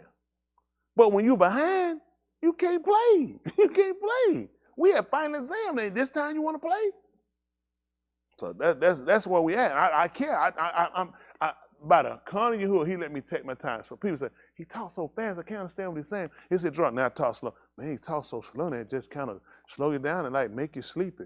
But you've been sleeping. Because Yahuah told you, he done poured the Ruach of deep sleep out on you. And he'll close your own. So you're not watching, you're not listening intelligent, you're not thinking, you're not perceiving. You're not looking at, listen, this is critical. Anybody had surgery? Who had a 10-minute surgery? Who had a surgery took some hours? You know why? It's that critical. Y'all know why we're taking so much time here and why we're going slow? It's that critical. Some stuff is so close to something, we can mind up rupturing something, and it can become even more critical than what it was we did originally. That's why he want me to take my time. I'm dealing with your life. I can run and just shoot something out my mouth, and it's so fast we moving. I ain't got time to come back and correct. I deal with another day, but you died with misinformation. And he gonna say, you know what? I ain't gonna count that to you. You got that misinformation, you died with it. I'm gonna count it to him. No, you gonna still die with it and you're gonna suffer for it and I'm gonna have to pay for it. But what if I come back and get it right? You gone, I'm still on this side. That's why you can't afford for nobody to be rushing giving you no foolishness. Man, make sure what you give me right and accurate. My soul on the line. Everybody been rushing and pushing you through, folk bragging about 30-minute we out. You know what the problem is? They've been out the whole time. They were out before they went. When you ever gonna get in? I know, man. I've been in church. People just because you're on a time scale. Let's gotta come. The choir gotta sing. Come on, gotta tell it all. The deacon got to read. The deacon gotta pray. All this agenda, you not even on it. It's who they like. I like Deacon so-and-so pray. Boy, he powerful when he pray. I want to hear Sister so-and-so sing that song she sang. Ooh, he touched me. And they don't even know when she's saying it. She's trying to tell them, he touched me. Trying to tell them about it. They study crying, heifers. She's trying to tell them, he touched me. Them folks, she said, that's it. That's it. She said, I'm done. I tried my best to tell her, I closed, they just study waving. What I'm trying to tell you, he touched me. So here we are. We're trying to come back and repair the breach. Okay? This is where we're at. So we're trying to look at what happened here. Where was the disconnect? Where was this relationship broken? Here, these people started to establish off of the fundamental we were told them. Fear. Fear. This is something you lack. You had it one time because you came down here. They told you not to. I know I wouldn't. I wouldn't do it. That's what they told you. And you did it anyway because you fear if you didn't, something was going to happen. So when did your disconnect kick in? When did you start caring? Because I made friends. I got comfortable. I started. I said, well, there's other folks, and they good. They're not good. Because people laugh don't mean they're good inside him. I make sure I'm good inside. Some people say, People use laughter for a cover. That's true. I don't. I got past that. Who you trying to fool? Two fools trying to fool each other. Let me tell you what happened one time. Okay, it was a story. And I watched it, and this guy was well, what he did, he was on a dating site, and met this young lady, pretty young girl, and he was a Marine, about 23. Girl's probably like 19 or so, and he was hitting her. They were going back and forth. Great relationship. They ready to connect and hook up. And in that relationship, as it going, somebody knew him from off the site. It was a guy that worked with him on his job and hit her and told her and said, first of all, that's not him. He's an old man. He used his Marine picture when he was in his 20s. He's 60. So guy done hit her. That's not him. I work with him. The man's 60 years old. She blasted that joker. She went online, telling everybody he's a liar, this liar, faker. He round him trying to pass himself off, and he an old man making a joke about how old he was. So dude at work, and dude that went to work told everybody the job. Man, he out here on this side lying, talking about he the young guy, and he this old guy trying to talk to the young girl. He had it. He killed old boy. He was sick of her online weighing him out about him too. Police had figured and put it together. He had killed him. They shot to the house to let her know. Got to the house, knocked on the door, told her, and the mother came to the door. They was like, we here to see your daughter. Said the guy she went talking to online, he's already killed the other guy, and he's on his way to kill her. She just fell back and just hit the floor. On the steps, she fell back on the steps. Like, what? She told about it, come to find out she was using her daughter's identity. Both of them were two liars. She was an old white woman who had been using her daughter's picture and had been communicating. When they finally caught old boy and locked him up, they showed him a picture of her. All he did was just start laughing. Looking at, I done killed this man, and through my life when I was going to kill her, and there's an old woman too. Both of them were two old liars. So the moral of what I'm trying to get you to realize, you worry about other folk catching you and you faking. All these folk faking. Nobody's going to tell you the worst about this. They're going to tell you the best about themselves. Who's going to come and date me? I got a lot of problems. I'm schizophrenic. I can't hold a job. Who's going to put that stuff? How many hits? How many clicks I'm going to get? Anybody click is going to be a nut too. So I say that to say a lot of times we put up a lot to try to create something for other people when people themselves, they're not genuine in who they are. The average person is really not, because they don't find a reason to. Because you're constantly trying to compare yourself to other people to get some validity or try to get some solace to who you are. You know what I'm saying? I can measure myself by somebody else versus measure yourself by what's already been structured. Don't use people. I don't care how brilliant they are with words or writing or whatever, it's the character. Even Dr. King talked about his kids one day. He wanted them to be judged, not by the color of their skin, but by the content of their character. That's what we look at. How many people even worry about that today? Right. Character's fake, like these rappers, all fake. Yep. I know this. Oh, so the one that come out gangster, they retarded. I would never come out as a gangster, as a rapper, talking about who I killed. You ain't a gangster. You are a mental case. That makes absolutely no sense. You from the street, that makes no sense to come putting that on no record about who I killed. Nobody's that dumb. These guys are not gangster. I don't know why. That don't make you no gangster because you kill nobody. You're done. These guys don't make no money. They're making money. They wouldn't even be wasting time with it. There's so much stuff people don't realize. I just listen to people. That's not gangster. Okay? Killing folks is not gangster, okay? It's a whole nother end when you trying to be street. We talking about savage, smart, be able to make money, know how to move, know how to do things. These fathers, wow, just killing people. This is not gangster. This person is mentally retarded. Know the difference. And now this is who everybody love, a killer. The person retarded, you know what I mean? I'm making money. Why am I killing people?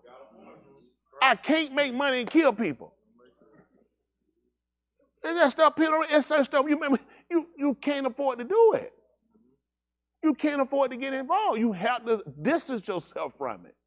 These people are not money makers. These people are just, they're buffoons. And you know who make a buffoon? People who idolize and look up to them. My name, Murder C. Killer. Why wouldn't the police and FBI be involved? They don't let a nigga do nothing. When my name, Murder C. Kill. And I got a problem with the feds looking into me. And that verbiage I'm putting out on these records. I just killed a nigga before I made that track. It ain't Justin. He live over there in Decatur. I get address just use it. And they don't like that. Look at 5 always messing with a nigga. Nigga can't do it. You just made a song tell me who you killed and where they stay.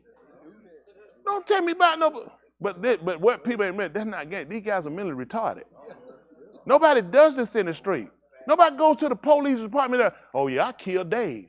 You know Dave over there in Kanye down out with the truck. Who does this? If you catch me, on admit it.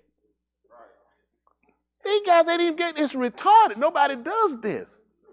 But folks idolize this and start looking at it, you're pretty stupid.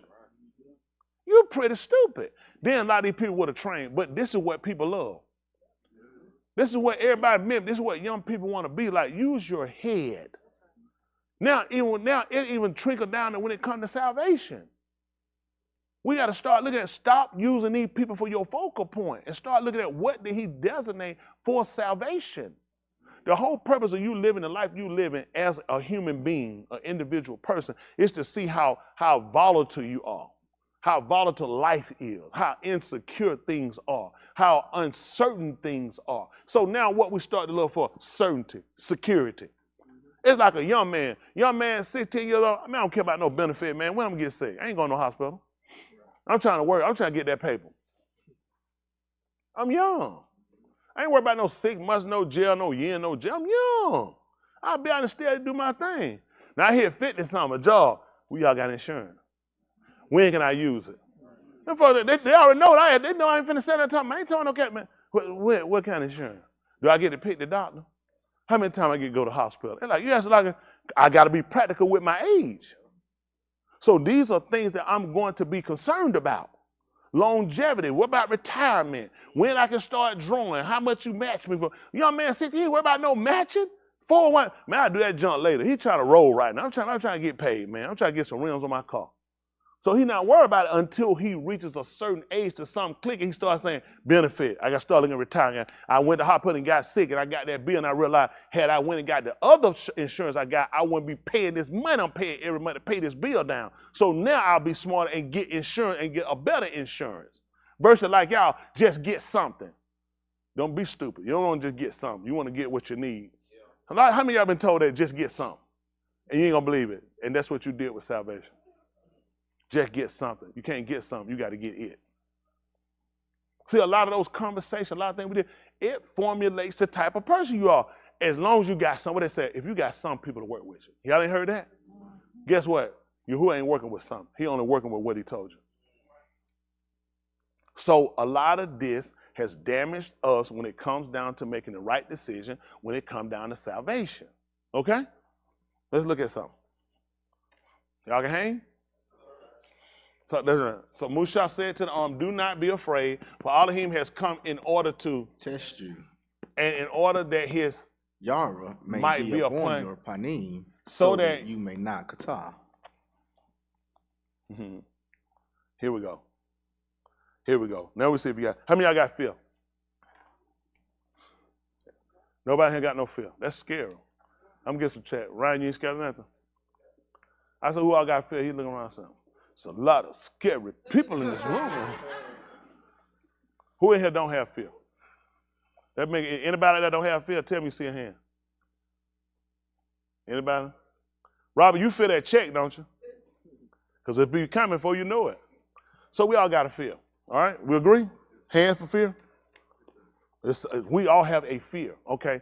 Now, I want you to think about your answer.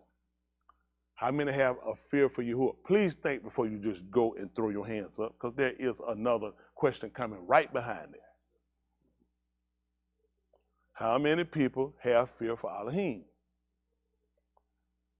I appreciate that. That's 1, 2. My hand up. Anybody out there?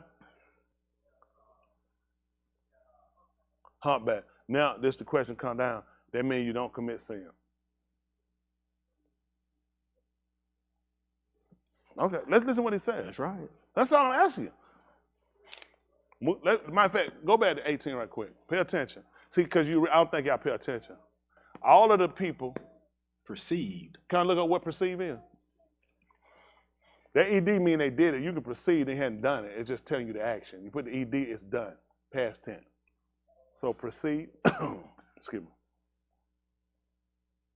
Become aware or conscious of something, come to realize or understand. That's what we're talking about. This is what you're saying. This is what you're saying, yeah. Because they perceived, they became aware. They saying, you know what? We finna die. Something tells me if this man keep talking and he goes back over there, we gonna wind up dying. This is obvious. This ain't no, I'm kind of, you know how you get one of them like, no, I'm sure of this. He's going to kill us. Y'all got it? Excuse me. So become aware or conscious of something, come to realize or understand. Okay? This is what they did. Let's go back. Does it make a difference looking at perceive? The thunder. They understood that. And the lightning flashes. And the sound, the sound, the way that, because remember, they were taught when they get out the shofar, which is the ram's horn or the kata sarah, how you had to blow it. Because there was an alertness with those sounds. They were taught to listen to sounds. They had to be very inquisitive about sounds.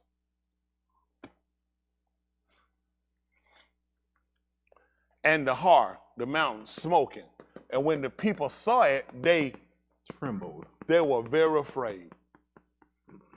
I hear folks say, man, you scared the piss out of me. Y'all remember saying, what that means? Somebody say you scared the piss out of me. Mama, urinate. I wasn't expecting that. You know, somebody, everyone used to scared. When people said, who you scared the piss out? Mama, urinate.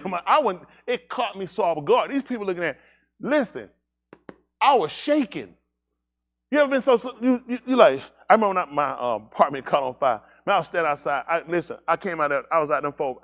I'm at that dog looking at that plate burning. Tears was just coming down my face. I wasn't even in control. I didn't even know it. I was sitting, it was just burning, and there was some of my friends, they were still in the house. And I said, they dead. Oh, that's what I said. I said, because I wasn't going back in. He had got me out. I said, they dead. No, I did. I said, they dead. That thing was burning. Man, the girl I was dating back then, I said, my money. But she struck back in that house and got that money. Come in. She woke them up too. I said, I don't know how she did it. But that was it. We didn't even talk about it. Because they'd asked me, I'd have told them, y'all were all dead, man. I ain't gonna lie. I'd have told them, listen, when I made it out, I've been with you. Nothing in me. Listen, I was like this. Them things just coming down my face like that. I was sitting here, I just woke up. I'm trying to figure out what happened. I was sitting here, man, I was trying to because I was trying to figure out. I heard people, I couldn't wake up. And when she shook me, I jumped straight up and I ran out the house. I don't know how I got down the steps. She caught me at the door. I had to put on some, I was like, whoa, yeah, Mr. Johnson.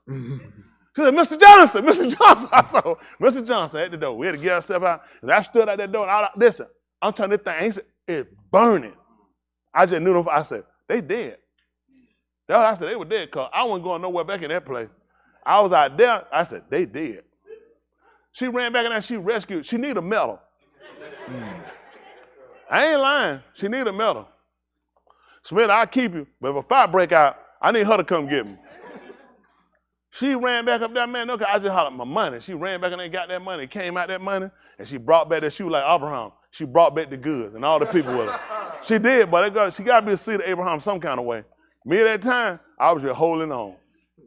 So, so you need that fear, okay? And that's what they had. And they stood at a distance. They looked at, listen, people moved to where was a safe place. Like me, I ain't standing in the doorway. That wasn't safe. I stood to where I was safe, where I felt like that couldn't affect me. Let me ask you a question. Are you standing where that this move won't affect you? Are you standing where when this man put a destruction down here that it's not going to affect you? Okay, so you're not where they at there. Because where they stood at a distance. Somebody shoot, you trying to get the way you hit, whether on the ground, under some, behind some, or out of the distance where I ain't worried about getting hit. Where are you at right now?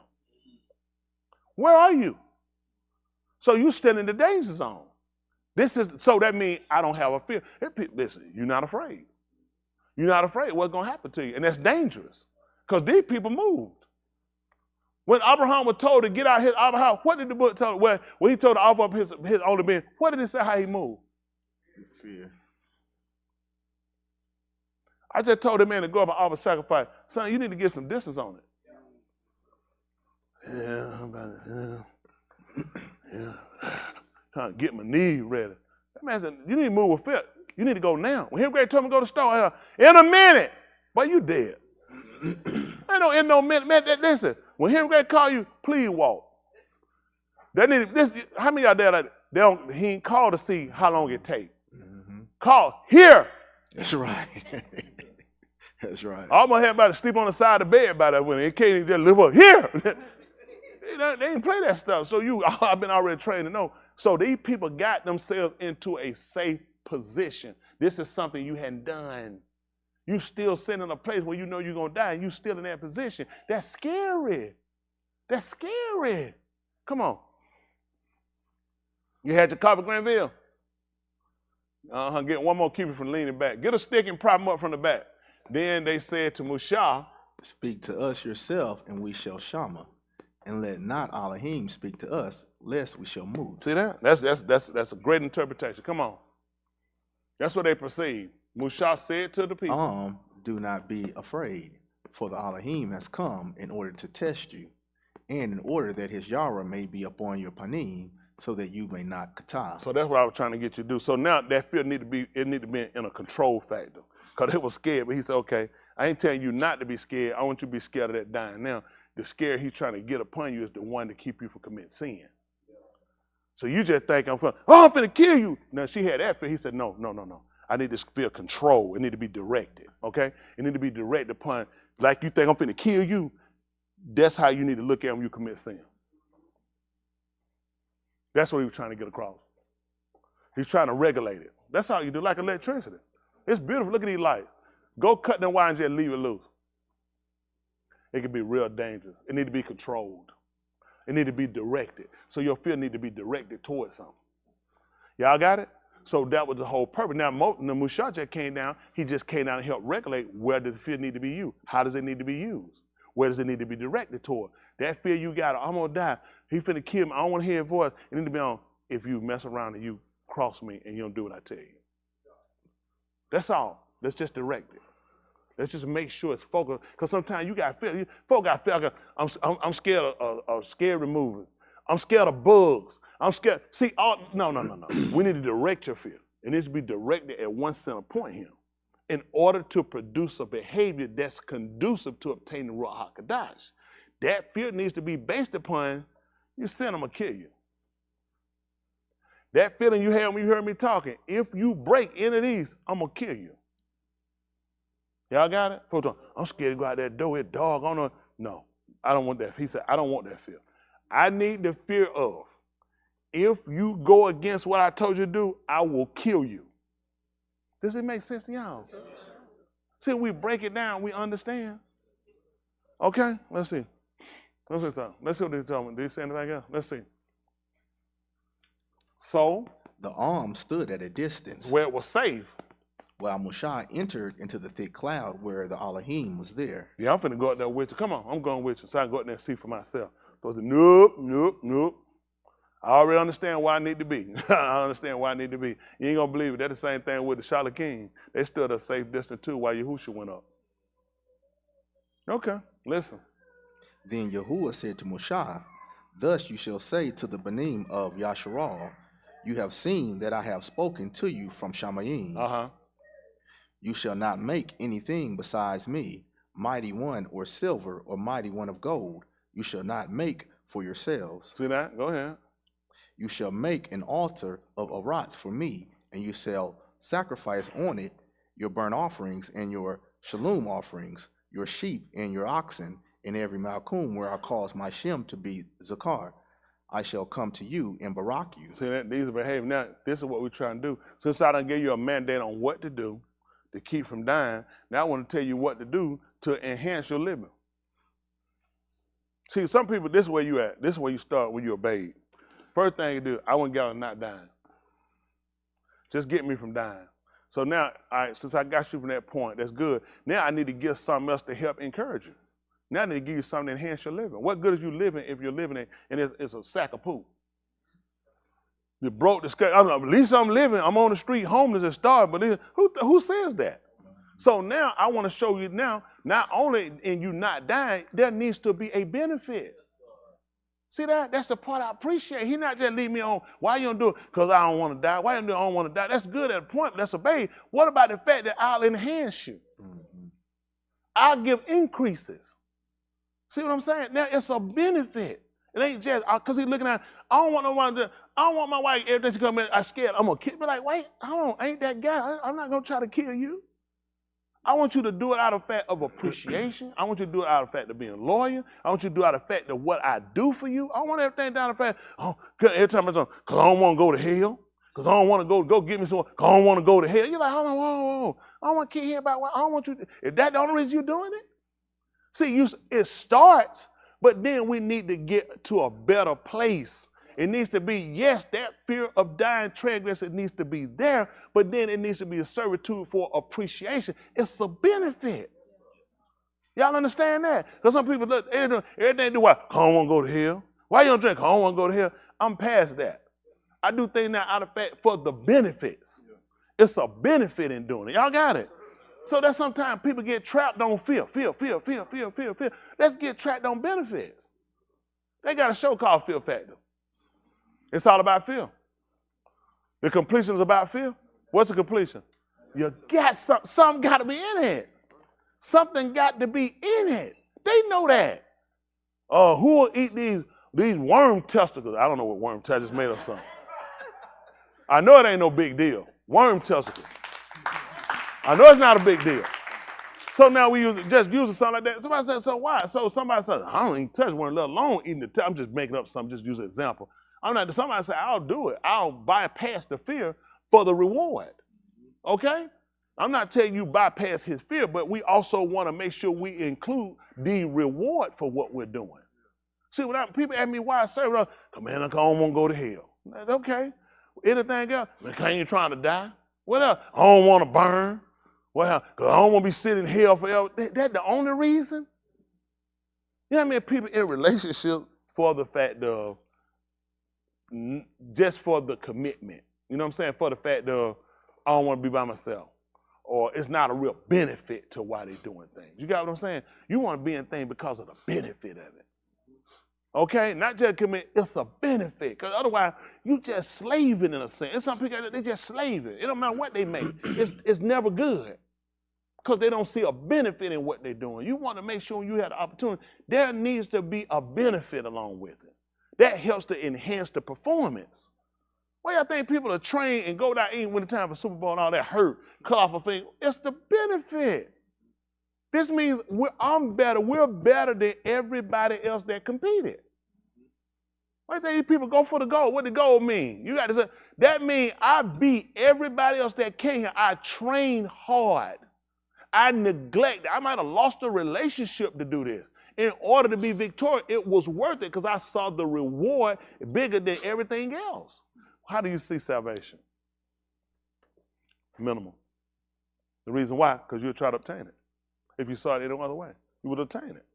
How could you see it? Tell me, how do you see it? It's the greatest. You can't tell me that. Why are you not trying to enhance? Why are you not trying to encompass it? Because you don't see it that way. See, these are problems we need to address as human beings. Hey, don't think you're not normal. You are normal. What you see? Once a month, twice a month, you got a bill coming up. That's reality. That ain't spirit. That's from them people saying, you need to pay this. The next one coming behind this is going to be double. They're going to say, listen, I ain't going to keep playing now, okay? The next one going to come, going to have a timeline, going to be cut off. That's what I know. that I know. I know what that is right there. I know when I go to that grocery store, I know this real right here. This stuff, and I'm looking, I said, this junk, he don't want this, man, this is ridiculous. I'm about to put some of this stuff back. This stuff's so high. This Radiate. So now I'm going to talk to you about salvation. It ain't realer than them bills. It ain't realer than them grocery bills. It ain't realer than them problems you're dealing with. But it really is. That's when we allow life in itself to overwhelm us. And we feel like right now, going to hell, I'm in hell now. I mean, I heard people say that. Basically, we already in hell. Look what's going on, all the suffering. What's going to be in hell? Suffering? I'm suffering now. Don't talk to me about no hell. And they don't even realize what they're saying out of their mouth. You really don't have any understanding. He's got you in a place because he's trying to get you to consider all of your strategic working, all of your conversation or trying to manipulate it, hadn't worked. And this is where you are. And it's only so you can see there needs to be a change. It ain't working no more. I usually could talk my way out of some stuff. I usually could get around some things. And now I can't find myself getting around and the conversation ain't working. It's so I will acknowledge him. How you take it as a bad thing. But it's a good thing when you start to see less of self and start to think more of him. You think more of self, that's why you ain't made salvation critical to you. You have made that the ultimate sacrifice because you looking at what I got to deal right now. Come that month, man, I be looking at eviction month. I got, man, that you talking going to hell, I'm thinking about, man, I be outdoor, man. I'm saying outdoor long as I'm saying burning hell. We know it's Sheol, but we just say typically what people say in conversation. And the reason why we got to have these conversations, if we're going to change, if we're going to start to get ourselves on the pathway to salvation, then we're going to have realistic conversations, like what we're doing right now. Those are why I'm talking to you too. Realistic conversation. Nothing compares to it. But let's be honest, you ain't had it, so you can't really compare it to nothing else. That's a problem too, because you hadn't had it, so you don't have nothing to compare it to. But we can see the benefits of when we had these people that stood in the gap for them. We had people that led them by to bring them into the possession of what he promised them. Okay, just like the Malachite, being there to make sure he guarded them until they got into the place. That's the purpose of getting the Ruach HaKodesh to seal us until we get into the place. So that was a benefit in having the Malachite there, right? Because they got them to make sure that you complete it. Y'all got it? To make sure it's complete. That's what we're working to do now. You're trying to work to make sure you complete obtain this, to get into the Malachite. Getting the Ruach HaKodesh is not the end story. Okay? Because he said you still got to do it to the end. Okay? So let's not, don't fall asleep on Ruach HaKodesh, I'm good. No. Ruach HaKodesh, guess what? You got to guard even more now. Now you really got to guard because there's other people. Now you just made yourself other contenders. Yahuah told you that you honestly contend for the Omanah that were once delivered to the Kodashim. So now you still got to defend. People say, "Woo, when I get, I stop word." No, now your real fight start. Hello? So it's a continued fight. But once you know that, you don't faint. Dog, I thought I got it be easier. No, it's always hard because you're breaking away from a discipline that you had. You breaking away from a hand. When Yasharal came out, what do y'all think this man was expected from people who just came out from, we sleep with our aunts and our sisters. We sleep with our brothers. We sleep with our mamas and our daddies. If they did, he would have never gave them Torah, tell them they couldn't do it after their day. So the day they heard, they said, I'm good, I'm through. All right, sister, we broke up. Why? I mean, it's been normal. This has been the way we've done things. So it's a struggle. Stop listening to other people, okay? It's not what people think. It's a struggle. You're fighting against a behavior that you've had, that you've conditioned yourself to. Why would I just stop it? And even when I do, things going to come back and they're going to resonate back in my mind. That's life. That's life. So guess what? I'm constantly in battle with myself, with my mind. Even Shaul said he looked at the members and how he warred in himself. He talked about how he fought with beasts at Ephesus, but he also talked about warring with the members. Your internal wars and struggles or fights are things you've been, because you think about, man, there was some stuff, even though stuff had gotten bad, it wasn't like this. I had it better than I had it now. I ain't have to deal with that, and you're going to wrestle with that. And that wrestle you're going to have with it is going to try to tell you, man, really, man, you probably didn't let that go, man. You were really better off before you came. They're like, man, since you done came, like stuff got worse for you. You probably need to quit. I know what I'd do. I'll quit if I was you. Matter of fact, I am you. Won't we quit? So you got to constantly you're in battlement with that mentality, with that mind. If other folks quit, they're enjoying this. That people happy. Ain't nobody out there crying because you can't see the internal parts. You just see the surface. And you been dumb enough to go for the surface. Was you on the street? How many y'all was in struggle before you came and you wanted to get out of what you was in to get here? How many? How many? Okay. So how many y'all was on the street? Y'all should be crying people to see y'all crying on the street. So why are you expecting to see other people do it? They do just like you do. They hear it, they kind of comprehend it, but they're being fooled by the other faces. That's what you're doing. You sold out because you're looking at everybody else. They're doing good. Man, everybody else doing well except for your stupid self. Because you too stupid. You can't do that on Saturday. You could be making it too. These are all the dumb, lame brain stuff you tell us. So why you stop doing Sunday for Saturday if you had it so good when you was out there? Because you realize I got to keep changing until I get it right. Then you start conditioning yourself. You start compromising. You start hearing people confess. You say, I thought they were someone. They didn't know what they put. What I'm doing all that for anyway. I mean, y'all, I ain't going to help by myself. And you became a dummy. You became a dummy. Because you start using other people to justify where you ain't. When that was never the rule. He said, we do it according to the rule. We don't use other people. We do it according to the rule. Okay? That's the way you make sure you don't make no mistakes. We try to eyeball a foot and we put a ruler down. Who's gonna be more accurate? That's why we ain't eyeballing it. Guess how they doing it. Guess how you been doing your salvation. You've been eyeballing it. Eyeballing had you a little over or under. Rarely people be dead on. They be saying, but I was close though. That still ain't it. Either you're over or you're under. See, but when you use the rule, that makes sure, guess what? We got the way you told us to have it.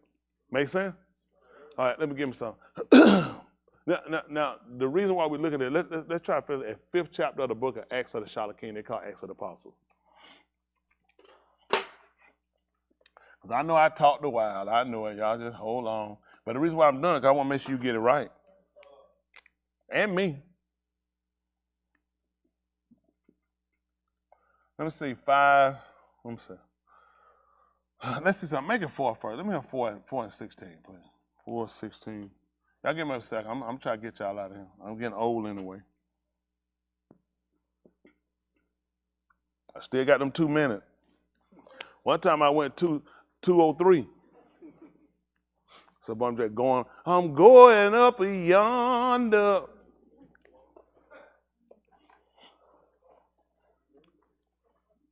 Carrie told me, I'm about to be at 2:03, 280 Keisha.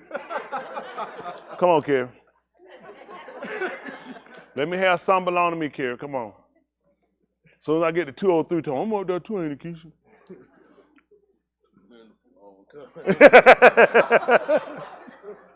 It's a long time. Yeah, pretty quick, boasting in the living. I tell you, don't take that long, you know what you're doing. Why you be telling me, wait on me, don't you? Better catch up. Better catch up. I got to get out of him. I got work to do. Better catch up. Well, they don't wait on me. Better catch up.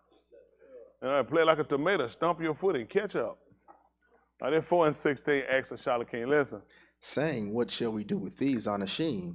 Behold, that in a visible act has been done by their hands is well known also to all who kaid in Jerusalem, and we are not able to deny it. You see that? Yeah, he said the ox had been given. See that? He said, oh, listen, this is what you look at. They want to, and saying, what shall we do with these men? Behold, a visible sign, which is, has been done by their hands, and is well known also to all who live in Jerusalem, and we are not able to deny it. That's what I'm trying to do. So you know what they're doing? And even with them looking at stuff, they say just some stuff you can't even fight. That's bad. These people here are just totally contrary, and yet they realize it's just some stuff you can't deny. Now, I'm going to ask you something. Why are you still denying this?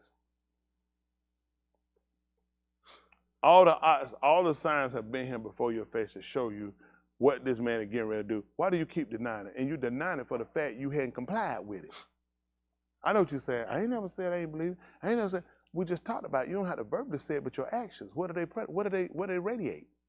What do your actions regulate? You are denying the fact that it's happened. Oh my goodness. Hello? He talked about who was the Antichrist, the anti-Mashiach. He talked about those that deny his coming, his existence. You denying it because you hadn't shown actions that's conducive to what he's done. See, everything has been laid out for you in order for you to obtain the Ruach HaKodesh. So in the fact that you hadn't accepted it, in a sense, it works as a denial. Hello? Which means that you dwell in Egypt. Yeah, you're in denial. Right? See that? They want to deny that one too, ain't it? That's a good one. They're ready for the roll. When they're right. I'm going to wash them out with that one. So this is what we're trying to do. We're trying to make sure we get to a completeness of understanding with this. Again, the understanding is do what? The ability. See, we understand. Let's look at what you put things with. We say understanding is to understand. No, it's the ability to. It's the ability to be able. That's what he gave us. We did not have the ability. So he gave, look, when Yasharal first came, when it came out from them being delivered from Mizraim, remember how they fought in Mizraim? Jared, remember that? How they fought? You ain't gonna believe why. Didn't have the ability. That's why he fought for them. It was a while before he finally told them to go and to subdue and to do it. They need the ability. Adam, they told him to do it and subdue it. What did he need? Help me understand. Help me understand. If you help me understand, I can do it. Because then you'll be giving me the ability. Just like obtaining Ruach HaKodesh and how to maintain work. You gotta get the ability. So I'm trying to break this down to where you really encompass it and you know how to use it. Y'all got it. We talked, Dawood was very well versed on how to use a slingshot. He knew the ability. He knew what he could do. Y'all got it. He knew how to use it. There was some other thing they get. He said, I don't know how to use it. So I need you to tell me what you can use and what you can't. I need you to be practical with yourself. What can you do? So I want a job. Why? What can you do? I don't know. Well, they got that job. You don't know. I can't figure it out for you. What is your ability? What's your skill? Kakma, the wisdom, which is the skill. So he didn't just give you the ability to be able to do. He also gave you the skill. That was the purpose of teaching you to. So you have a skill with it. The ability to do what? I just got the ability to do something. That makes no sense. You need a skill. Hello? You need a skill. Right? That's what I appreciate him for, because you'll get tired of in conversation. People will tell you and talk you out of this whole thing. Because you don't know. Since you don't know how to defend. Right? Whole purpose is to teach you to get your ability so you have a skill so you can defend. Y'all got it? In verses, you always succumb. Huh? That's all you do is succumb to. Anything you get, you're almost like a weak immune system. Everything comes, you'll take it. Somebody else's depression. Other people's depression don't do nothing for me. That's your depression. I don't take that stuff. I cry. I'm an emotional person, but I ain't going to take your depression. That's your depression. You want to do something with it, too. I'm not carrying it for you. Y'all got it. You ain't put me in your sad sack. That's your foolishness. But get your behind back, learn how to use it, and get yourself out of it. Come on. 17. Listen. But in order that the debar shall not spread among the arms. To keep it from, you see that? Because see now, it been known. Now they look at it going to spread. Y'all got that? Can we see what spread means? I'm going to use contagious. That what they used to call when you had a good meal in the country. They let us say, man, you seen that spread. Open out something so as to extend its surface area, width or length. That's what they said. It was going further. That's what they look at when his ox come out. See, once people knew it, and it's undeniable. Why you think that your flesh keep fighting against the Ruach? Because it wants to deny it. It doesn't want to give credence to it. It don't want to give acknowledgement to. Because at that point, when that happens, then it's going to spread. So a lot of your wars is in your members is fighting to keep it. Because a notable miracle has been done. It's evident, and yet you still fight it. Because that's how the flesh works. It ain't people, it's you. You look for a reason to fight it. You entertain people that you know going to fight and going to help put up more resistance, help you, encourage you to stay resistant again. First, again, with people that help the more encourage you to continue. Y'all understand that? Did y'all understand what I just told you? You need to look at it. I'm telling you, man, people, listen, it's so important how you deal with people, how much room you give people, how much earplay you give to people. Oh, it's just important. There's so much people, I just can't give you so much earplay. There's so much time I can give to you simply because I look at what I'm doing. I already got my own fight I'm doing. I got to fight against all the workers and idea and the ideology of the flesh. So I've learned how to contain. I learned how to keep. I learned how to distance myself from. I learned how not even give myself playtime on certain things. Things come in my mind, they're going to enter. I said, I'm trying to think nothing negative. You ain't gonna believe it. Right there, something negative comes. And I just gotta realize, I gotta cast it down. He told me to do, cast it down. See, you get it, you ain't gonna have to worry. Why would I tell you cast down imagination? Wow, how I missed that? Man, I ain't gonna be able to be saved, man. They stuff be coming to my mind. And I just be letting it go. That's a problem, because I told you what to do, cast it down. What about the thought? Every thought. Every thought. Any thought that come up different, get it. Said, nope, we won't be doing that. Forget it. That's it, it's gonna come. I thought about Buddha the other day, ain't gonna be saved. Did you cast it down? Good question. No, cast it down. That's right. Don't give play to it. He's giving you all the defense mechanism. Cast it down. First they think, ain't gonna be saved, it's coming. Look, dummy, why would I tell you what to do with it if I ain't want to save you? I mean, when I say dummy, all because we let the dumbest stuff stop us. Why would I tell you how to defend? Why? And I still come up with, he don't want me saved. That's not logical. It's not logical that he gives you the information, he gives you directives on how to use it, and we still conclusively come up with, he don't want me to be saved. That makes no sense. He don't want you to see. He'll blind your eyes. He'll harden your law. You see what I'm saying? Now you got to look at where we're at. How much do we play? How much part do we play in us blocking and not allowing it to work? Y'all got it? That's what you got to look at. How much fight are you doing against it to keep it from working? My mom used to give us a laxative on the weekend, probably once a month. Anybody used to get that? Them laxatives on the weekend? They don't do that no more. Kids don't get it, and the breath stink to death. You're supposed to get them, one of them, man, that child swallowed a naked demon. All I kept trying to figure out, there's a butt naked demon. I'm talking about with the pitchfork and the horn. Ooh, that child breath knew it was stinking. So anyway, I don't want to do it, it'll kill him. But anyway, I know them parents smell that kid, but there's no way in the world. There's no way. I know the guy but can't smell it. I'm saying, that thing came out there. I said, no, you didn't. That's a naked demon. That's Then it turned around and slapped their butt cheek. I said, that's a naked, that's a butt naked demon.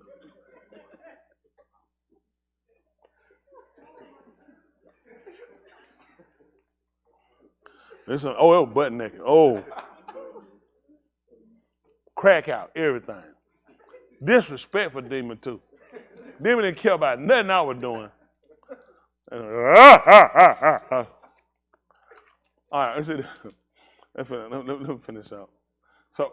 But in order that the bar shall not spread among the arm, let us strongly threaten them not to speak any further to any ish in this shem. See, that's what people do. What they tried to do was to try to apprehend, put it into custody, in order to keep it from, becoming said or go across abroad.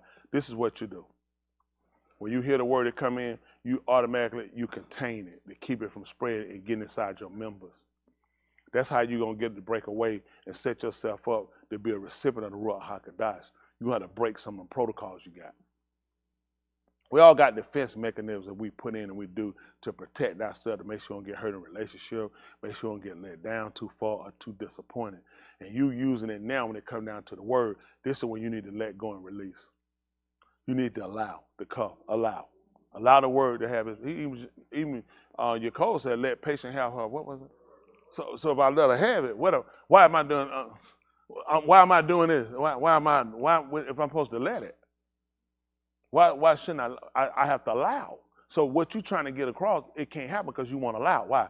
Because the mental embattlements that you deal with, the fleshly struggles that you have, and just you in yourself entirety. All these are things that you got to break. That's what makes this so hard. That's why it's distant. When you look at it, it's on the pages, and you saying you hold it because that's how far you are from it. You actually further than that. You got to let it come out the pages to get in here. That's what they miss. That's what they miss. It don't work. Listen, Musha had it and wrote it on tablet. What did he do with it, Justin? You remember? The first time they had it, you remember what he did with it? Possibly. Okay, give me the possible. He broke it. Exactly. Listen, they broke it. He broke it too. It wasn't in him. He said, man, he broke it. He said, I guarantee you broke it first. I didn't break it before you did. He broke it, it didn't work. It needs to be inside of you. It's got to be on the inside. This is the only way it's going to keep a man. It don't keep a man on. That book ain't going to keep nobody. You got folks walking around toting on their arm everywhere. That stuff ain't going to keep nobody. I keep it in my book stature. That stuff don't keep nobody. Until it come out dope. I mean, y'all want realistic truth. It got to get in here. What you going to do when you don't have your book stature? When you got to defend, Satan going to say, well, go get your book. Satan won't let you go get no book. You got to already have it. Y'all got it. As a matter of fact, you got to be a living epistle. And you got to live with a pistol. That's for that other Shadim. He ain't going to take no, no. But y'all understand what I'm trying to get across to you? If you're going to break it, it's got to work in every part of your members. It got to be in the hands. The hands know what not to touch them by. I'm not, though.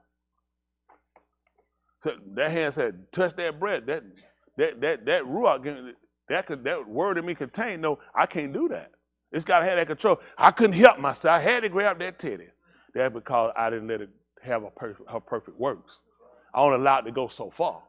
And that's what we do. We got limits on how far we want to actually get when it comes to the spirit. I don't want to get too far gone. I can't have no fun. We ain't get to that. Because sometimes you be so saved, you don't know when to have fun. You know, you be all uptight. See, this is some foolish. Who you know save all uptight? See what I'm saying? The stuff we say, because I know. Who you know say all uptight? Nobody. This is your own foolishness. You know somebody say, I'm saved, but I can't have no fun. Who y'all know say that say they can't have no fun? Who you heard say that you know for a fact they say? What writer? I'm so saved I can't have no fun and I'm uptight and I'm angry all the time. Where you get this from? This is stuff that we conjure in our mind. Like they told Nakum Yah that he was planning to make himself the Malak when he built that wall. He said, I ain't said no such a thing. He said, you done feigned that stuff of your own law. He said, I ain't never said no stuff like that. But that's what you done. The stuff you done, you feigned that of your own law because it justifies your procrastination. Stop justifying your procrastination. You don't keep yourself out of this thing altogether. You're going to find up in the multiply. Man, I should have applied myself, but at that point, it's too late. Come on, 18. Rabbi, I do appreciate you for doing what I asked, though. I appreciate that. You know how hard we doing it.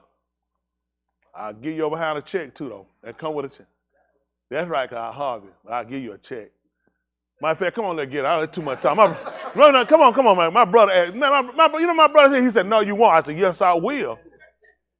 Who I need to get it to? Granville. Yeah, that's good. Come listen. They had Yahweh them and command them that they do not speak a debar nor teach in the Shem of Yahushua. See how powerful that is teaching Shem? Now you got to ask yourself, we teaching Yahushua Shem. Why is it you're not getting the effect? They looked at, man, listen, don't even call that name. That's how they looked at it. Don't even use that name. Because it has so much validity to it, and because of the effect of what it had among people, don't use it. You know why you can use now? Yahushua. Why had the police come here and throw me on the ground? Watch it. They finna clear the building now. Watch it. Y'all get ready. Hold on. Yahushua. Y'all hear him? Oh, y'all hear him. They're in the parking lot, right? They busting through the door. Here they come. Watch them. You know why? Because they know you don't believe it. They know you don't believe it. See, the problem with those people were believing what they saw. Those people were believing what they hear. So you had to cut that off. Nobody cut off you because they know you don't believe it. It's just a pastime. Ain't no big deal. It's something you just throw on your shirt, throw it in the ancient, write it out in English, and boom, you got some power. People ignore you. They've learned how you've been conditioned. What you doing? Hold on for a minute. What was you doing? You finna go right there. Put it here? Put it now. Oh, okay. Go get another check. You don't know I put it going there. My brother told me nobody put it going there, Granville. Nobody put it going there. Get another check. Yeah, that's how many attempts? That's a direct violation when you're going in it. A foul at this is a foul at me. Thank you, sir. So you see the difference. How much validity did this name carry? The reason they didn't want to use it. See, they don't condition us out of it. You can use it. Nobody gonna stop back then, man. They'll beat you. They'll put you in custody for using his name because people feared. People saw the signs and odds. You don't believe nothing. I want you to see where you at. I want to know where I'm at. So how powerful was this and those signs? That they didn't want it. They said this stuff is contagious. It will spread. You can't even get it going in your whole body. Once it get in your ear, it blocks. They were worried about this stuff encompassing the whole city. And then it moved there and started hitting other regions. Now you hear it and it do nothing. That's the zone. Who was asleep? That's a lot of them saying, oh, they walked off in that tail. Oh, Davis, I'm up. I saying, who are they? Gone. Chelsea. Ticket. Look it out. She said, I ain't paying him. That's not gonna try to look back. That's who that? Chanel. That's you. Bruce Lee. I see Nicole. You saw I found that picture, didn't it? Who are that?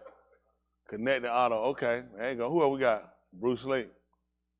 Chelsea, what you looking at on that wall? Let us see that wall. There go Bruce. All right, we see him now. See, we're going to be checking on y'all from time to time. Ain't that right? Look at Boston. He sleep.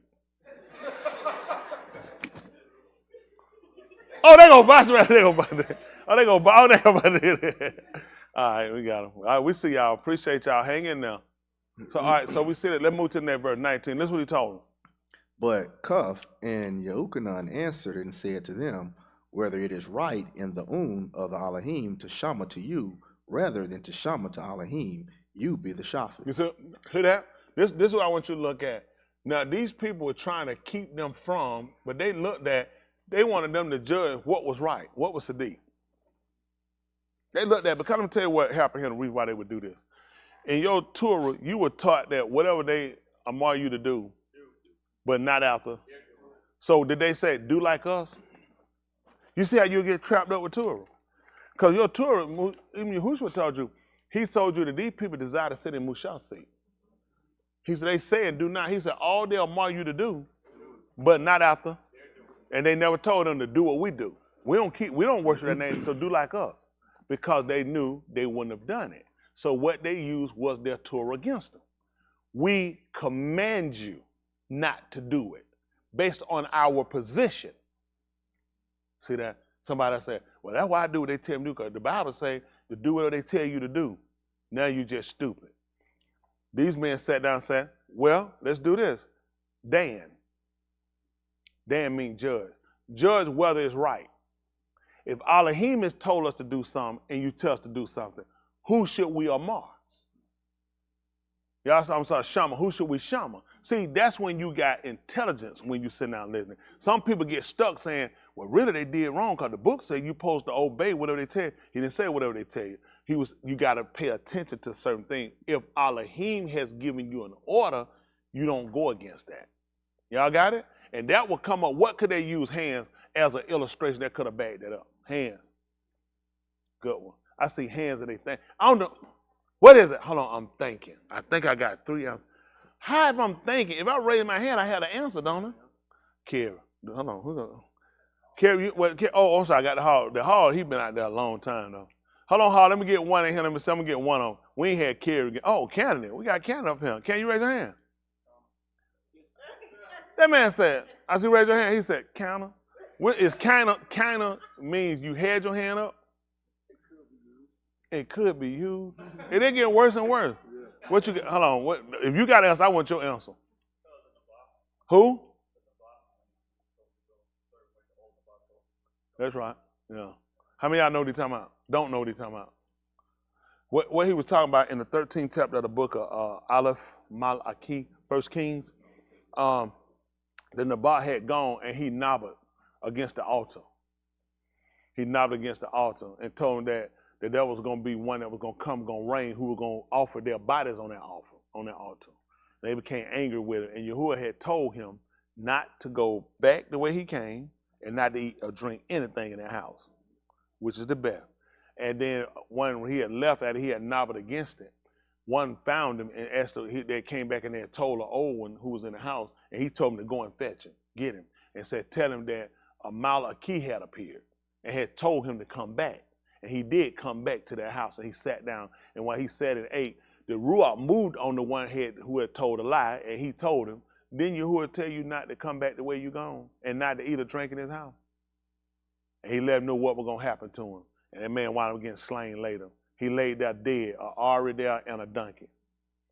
They sat right there beside their body. He told them to take the old man, he was in the bar, and go bury him.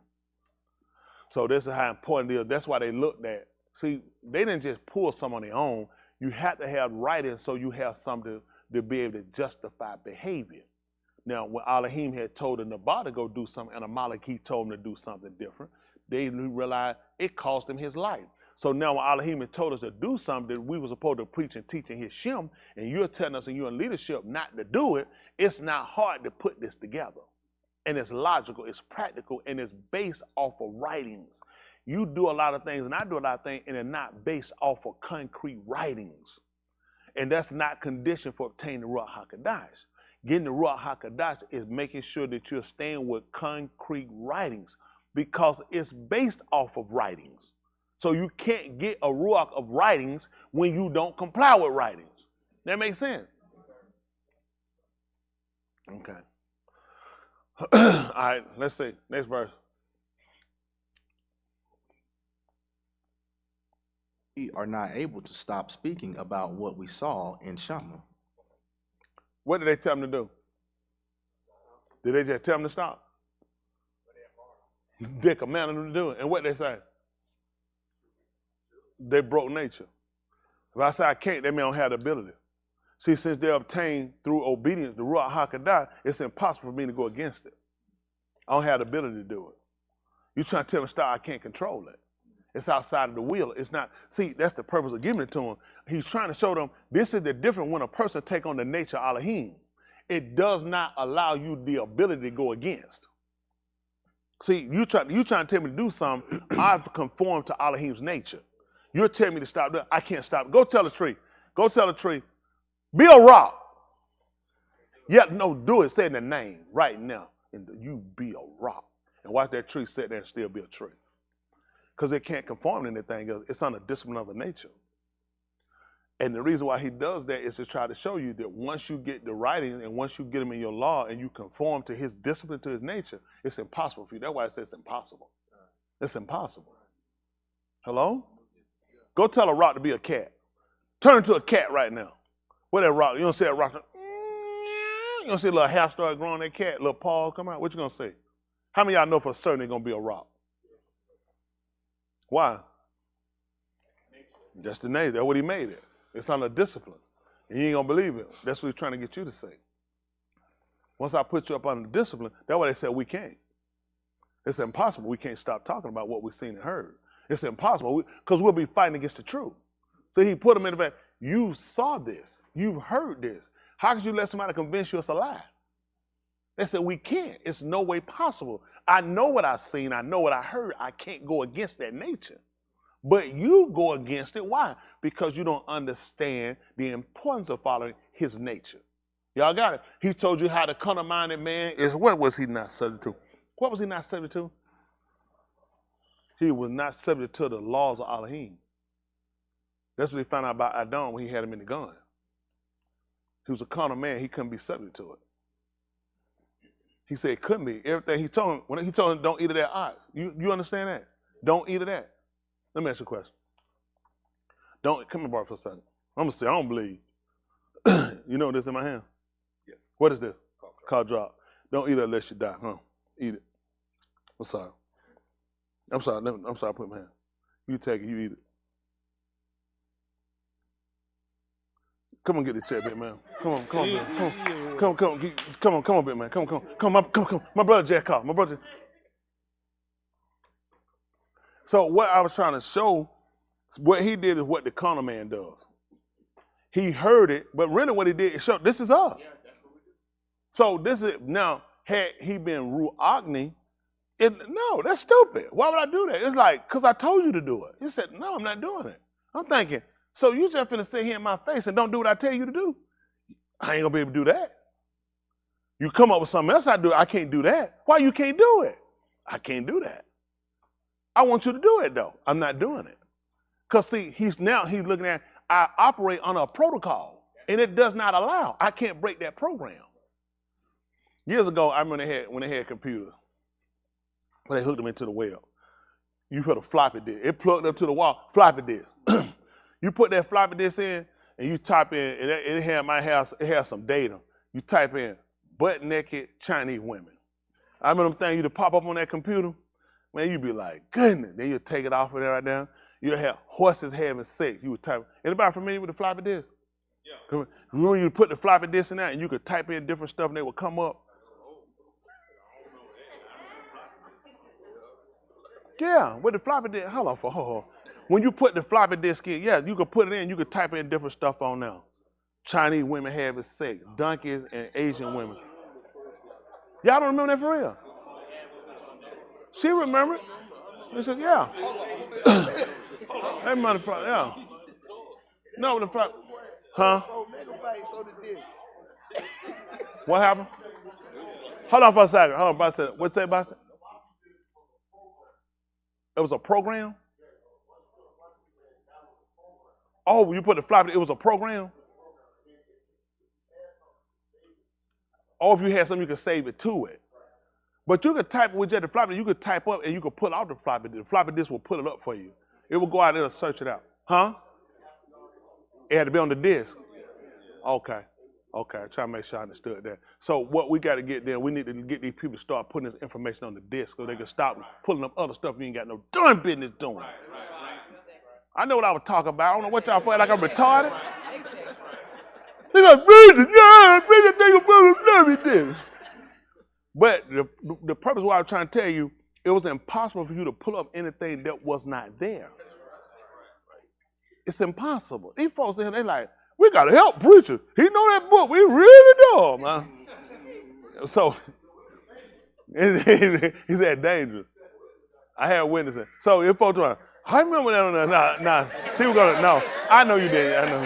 I know you were trying to say no. You were trying to tell me it wasn't. But I was trying to get everybody to understand the only thing you could pull up what was on the program. Once he inserts the Ruach HaKodesh in you, guess what you pull up? Homonging. Drunkenness, fornication. That's how they come out of your members. Because you can only operate what's on the program. What's wrong with us now? You World Wide Web. Which means you can pull up anything. I can be on one subject, I can pull another subject, I can move to so many different subjects because I'm connected to many outlets. He said, we got to get it back down to the floppy disk. Now, he created a program, he put the program on the disk, and he inserts the disk. This is all you can operate right here. Y'all understand that program? But right now, look at man, it's just like the internet. He everywhere. He's into everything. So it's not hard for him to break protocol or rule. Yeah, let's look at 5:30. I'm going to let y'all go. 5:30, Acts of Shalakim. I know I've been here long. Oh, y'all learned anything though? Listen, the goal is this. It's not that what you don't know, it's enhancing the ability of your taste buds for it till you get a better understanding to what you do know. Y'all got me? That's what we're trying to do, enhance it. You know, we talked about before, if a person loses one arm, it cut out, that other arm gonna be stronger. Sight might increase. Some increase, lose a leg. Something else is going to increase because we got rid of something. So the body said we don't have to we don't have to worry about that functioning. So we can divide that strength up and we can channel it here.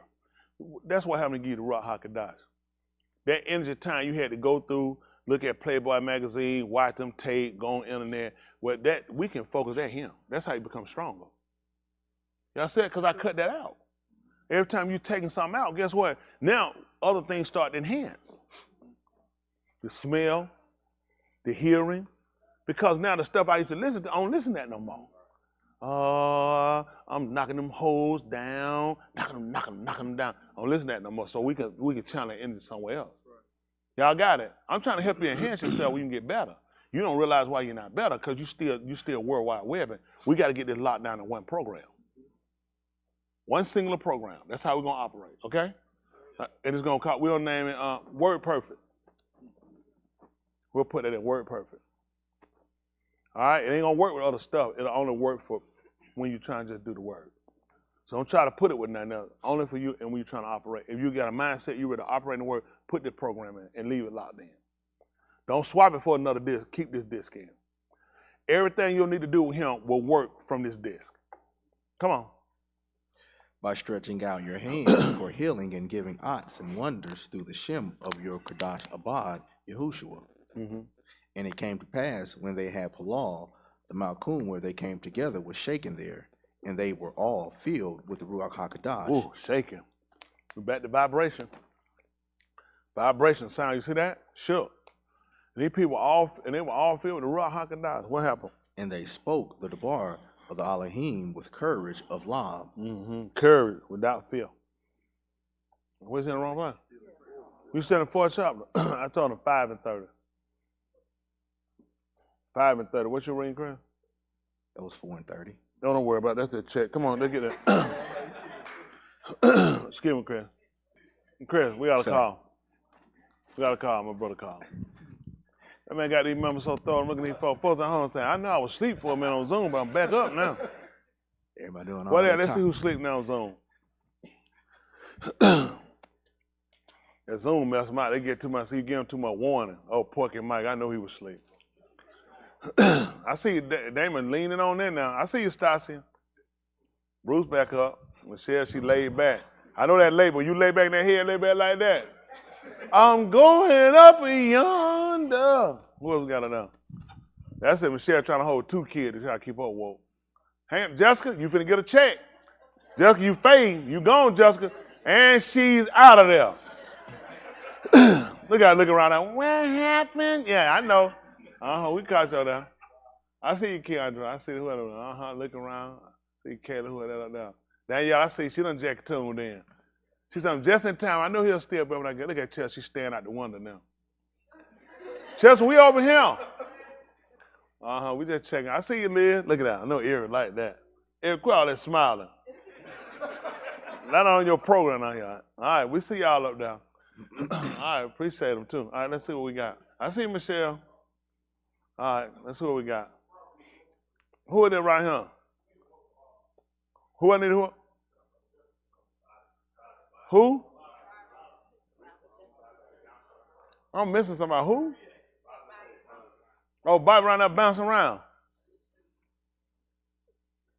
We missing now. For Chelsea, anyone, the lighting in here is terrible. Yeah, whatever. I see it. You sure ain't looking at that screen over there? She looking at that green wall. Look at Boogie. I seen you, Boogie, stand at that ceiling. What you threw up there? Look at Bobby. Bobby, you finna get you a check. What is Bobby doing over there? Make sure that hind crack don't pop out. Gonna kill somebody. We see you. We see you trying to get back over there to it now, Chelsea. All right, let's see what we got. All right, who we going? All right, 5 and 30. Listen. The all of our Aboth, cum up Yahushua, whom you laid hands on him and hanged on an ox. See that? He telling you, listen.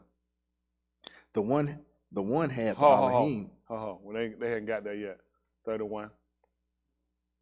The one had the Elohim exalted to his right hand to be a shar and a savior, to give repentance to Yasharal and forgiveness for Kataim.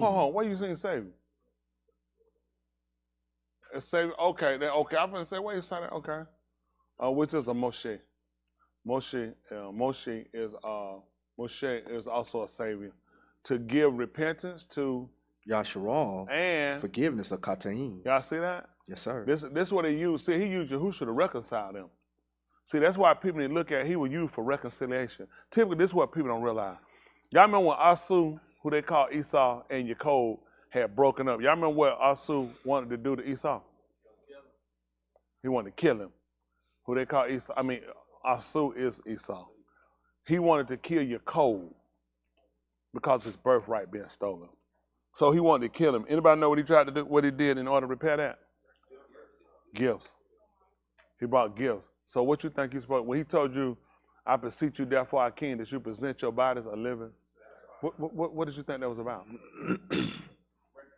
You were trying to reconcile. Now, the gift had to be something that would be acceptable. Okay? Because not receptive, that means it's been rejected. Okay? That's why he told you to lift up your hands and hang down and lest that which is lame, but rather let it, so it had to be acceptable. So now we're trying to get out of a situation where our brother want to kill us. Yahushua. Okay. Let me say, he coming with cloud, and every eye shall see him. All them shall wail their pierce, even so, because all of their pierce, they're going to wail even. So what does he come back to do? So what do we need to do? We need to get a gift that's acceptable. Something acceptable. See, you don't even know what condition you in. That's why I don't get how y'all got time to play. You don't even understand your condition. We need to have a gift that's acceptable. That's why we had Yahushua to offer. Something that Elohim would accept. Imperfect people can't offer imperfect sacrifice. That was the purpose when they came to commit, when they commit Qatar. Why you think it couldn't have any defects? Because you have them. So to give me something with a defect like you is to insult my intelligence. So you need to get.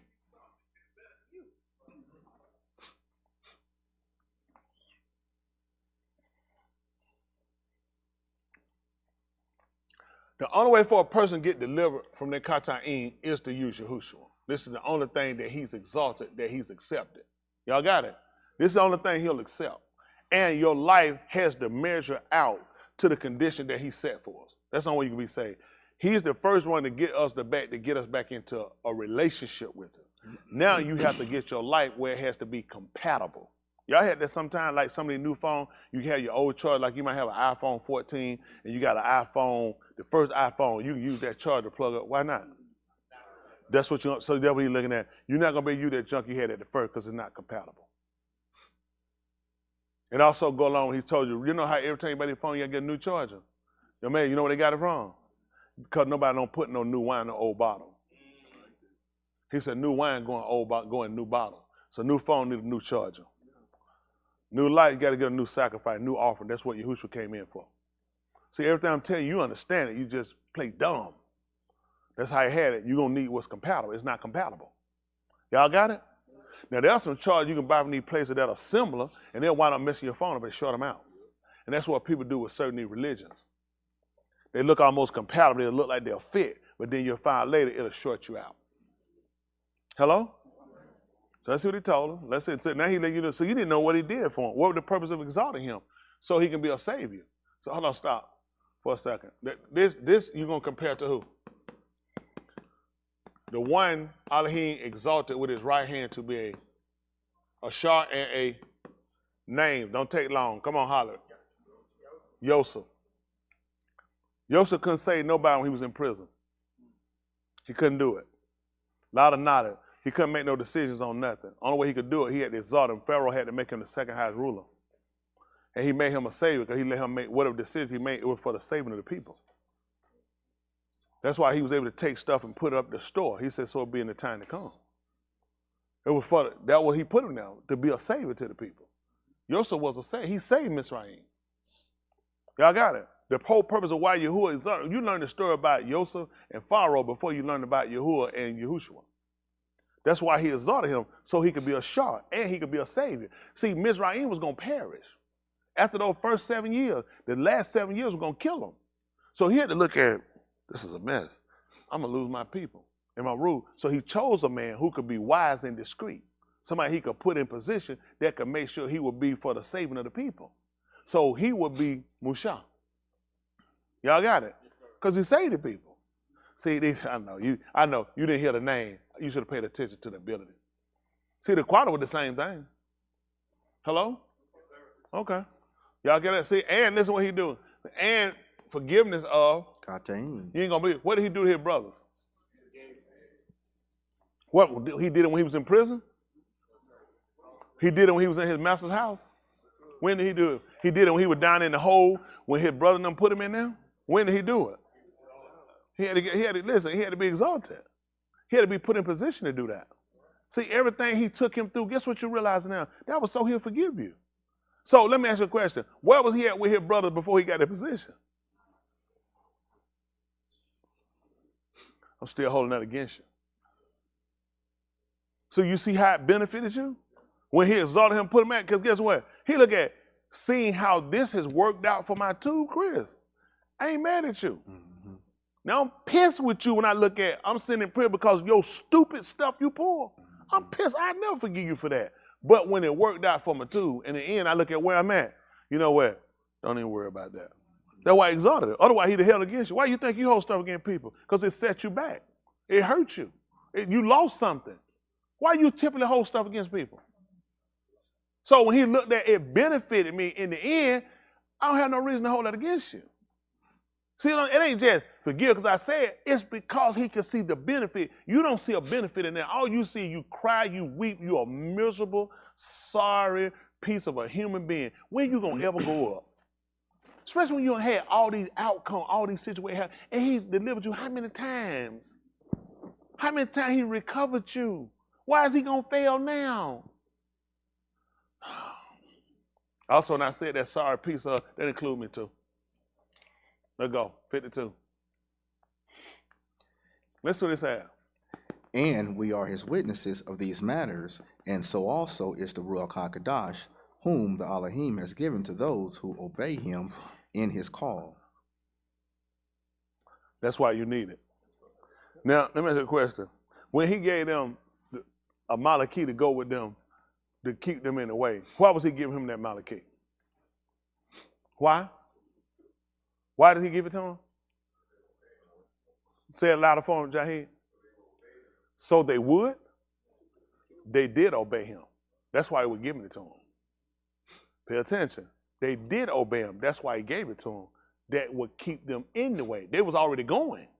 So I'm giving you something because y'all flowing in the same direction. How can two, what was again, walk together itself? Let me see. They said we're witnesses. Guess who else witnessed? The Ruach HaKodesh. So everybody that get it, we're all flowing together. We told you in the second chapter of the book of Yahuah, it was going to come to pass at the last Yameen that the mount of Yahuah shall be established at the top of the Harim, the mountains. And all go in. Why all of them going the same way? They all agreed. They all agreed. Why you not going in the way he told you? Because you don't agree. You don't agree. I'm going to let y'all go. I appreciate the time. I appreciate you guys bearing with, appreciate all the coffee made, everything done. End of the day, our goal is to make sure we obtain the Ruach HaKodesh as a whole. Hopefully some things were broken down today for you and I to make us better. Now, even to establish a will, because it needs to be a will. Got to have a desire for this. That desire has to be above any other desire. Okay? All these things have to happen for you to get it. Don't think, yeah, you know, I'm going to just get it. Okay, let's try that. People been saying what they're going to get and they ain't got it yet. Why? Because the will is not strong. Eventually, I'm going to get me a car. They've been walking for 30 years. Eventually, where's the will? It ain't hard to figure why they ain't got a car. They must ain't got their money straight. The will ain't there. Because the will there, you make a way. I pay whatever to know that. I just need I got to have a car. Because I put it that's my desire. Y'all got what I'm saying? You're saying you desire the Ruach HaKodesh. I don't see the effort. You see what I'm saying? People, they say, man, why you paying all that money for a car? Because the need is there. The need of me having it, the benefit of me having it outweighs the cost. Man, I'll never pay that money. I'll walk before I do it. Because you're not looking at the benefits. You're just looking at the cost. And that's where you had a lot of y'all when it comes to Ruach HaKodesh. You're not looking at the benefit, you're looking at the cost. Who you gonna lose? What it gonna cost? Where you gonna be? Who gonna be looking? What folk gonna be saying? Same folk been looking at you, been talking about you, and you still been wrong? So what you worry about somebody talking about you doing right? People don't criticize you wrong and ain't stopped you. Why you let somebody criticize you when you're right? Do you understand how retarded this is? That mean you're retarded. They're bad. They ask you to cut. Y'all, they said, you do something, they said, are you retarded? Man, listen. That thing, listen.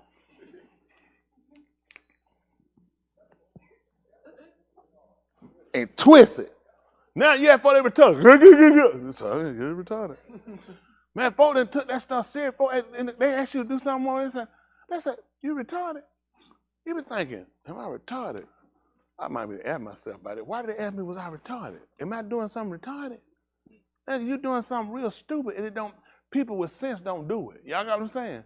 So now you want to ask yourself, where you at? Ask yourself, why? Is it something, all retarded is something restricting. So people that are retarded back, it just means something restricts. Okay? Like they put a governor on the car, you go somewhere, it's got a retard on it. Okay, not behind the wheel. It's something that keeps him. Okay, not behind the wheel. We're talking about retard is just basically something kind of holds it back. Okay? Stop letting things retard you. Okay? Stop letting people get caught up. Oh, no, you didn't wait. No, stop worrying. We're talking about people that have the physical and mental ability to be able to do, who put their own retards on, so they have an excuse on why they can't. Okay? So I will ask you, are you retarded? That's good.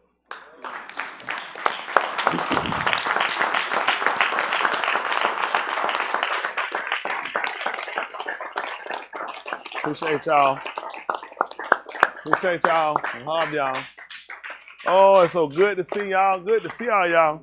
Who that Am on that couch on that sleep with her neck broke? We ain't seen Porky. We know Porky, Mike. Mike sitting there with that bell hair on his chest, on the back of his calf muscle. Hey, Amber, you woke? Can they hear me? Oh, they go, Cam. No, Cam. No, Cam. Appreciate y'all. Appreciate y'all. Too glad to see things working out for Liz over there. She hit me. She said they had a hurricane coming through there. We Palau, Yahuah, Show, you Ukanan. Good to see you, Damon. I see Palmer got that iPhone. I just don't see Palmer. Appreciate it. I see Bobby all over the place. Got to put some duct tape on him. Tell him to build a spaceship after Shabbat. I see you, Malcolm. I see you and your mom over there. All right, definitely good to see everybody. Oh, look, Cam. Hey, man. Good to see you, look, Cam. I seen somebody. Who that? That's Yeti. Who that? That's Adasa. Hey, Adasa. She the best little usher ever. You do a great job. I miss giving you my money. I see the Jones kids, all 50 of them. Who's sick this time? Adam. Courtney sick. Who's sick? Courtney? Justin said the whole family sick. Oh, she said she got some word for you, Judge. You better be glad. You got some word for Diamond Record. Yeah, appreciate it. Definitely good to see everybody, too. Chelsea don't stop looking at the one that she back. Oh, you there? I see you, Yeti. See y'all on. That's good to see him. Palmer, nice ceiling fan, Palmer. Where you at? Palmer said he on his back. He just back here thinking and go to the car right there and get it, put the bubbles on there. Yeah, let it go up in the water. Then it blew it off. All right. Appreciate all of them. Good to see y'all. Good to see everybody. Good to see all of y'all. Get ready to take up y'all money. I get some. I want money, lots and lots of money. I want that pie in the sky. Y'all remember that song? Somebody said they don't remember that song. For real. That thing was hot. Y'all remember when that thing hot? I want to be rich. Oh. I'm about to write that one, ain't it? I don't remember who sung it. Okay, you remember that song? For real. Plum, you getting a check today. How you don't remember that song? You just should do. I want money, lots. They ain't making that now. They ain't making too many. What? Like, yeah, producers. Callaway? I don't remember them. Casino? Oh, Casino. That came out after them, though. Vanessa Bell married one of them.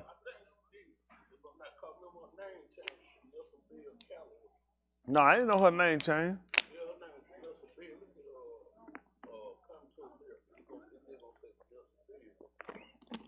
She was on Coming to America. Oh, that was Vanessa Bell who did it. I didn't realize that was her. Man, she could sing. She should have never been doing that, especially on a homosexual man. Oh yeah, he's very much homosexual. Now, Kelly, what you looking for? The best spot. You up there. You got to act like he knew. Man, you old up there on that board. Appreciate it. And you don't remember that for real? I want money. I want money, lots and lots of money. You can tell me who made it. Tell me who we been telling you, Callaway? I don't even know Callaway. I don't either, except for the water. I know a Callaway water. I don't know who them people is. I ain't get the man get my money, because that's a check. That's tight. That's a check. You put this on the stage for me too, please. Yeah, that's all right. Appreciate it. I definitely allow everybody to learn something. I do allow everybody.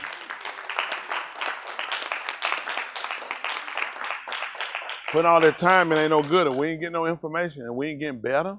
And I mean, I want everybody to go back, reassess, evaluate, and let's do better. That's it. That's all. Every time you learn, do better. That's all. Do better every time. Do better. We learn more information to get better. Let's do better. Okay? All right, appreciate it. They got everybody money. Let's get ready to stand. Give Mr. Yahuah a hand clap because he's worthy. Appreciate it. Everybody else out there watching, our hobby, I appreciate you. You stay encouraged out there too. All right, we for the building up. We ain't for the tearing down our people. Everybody.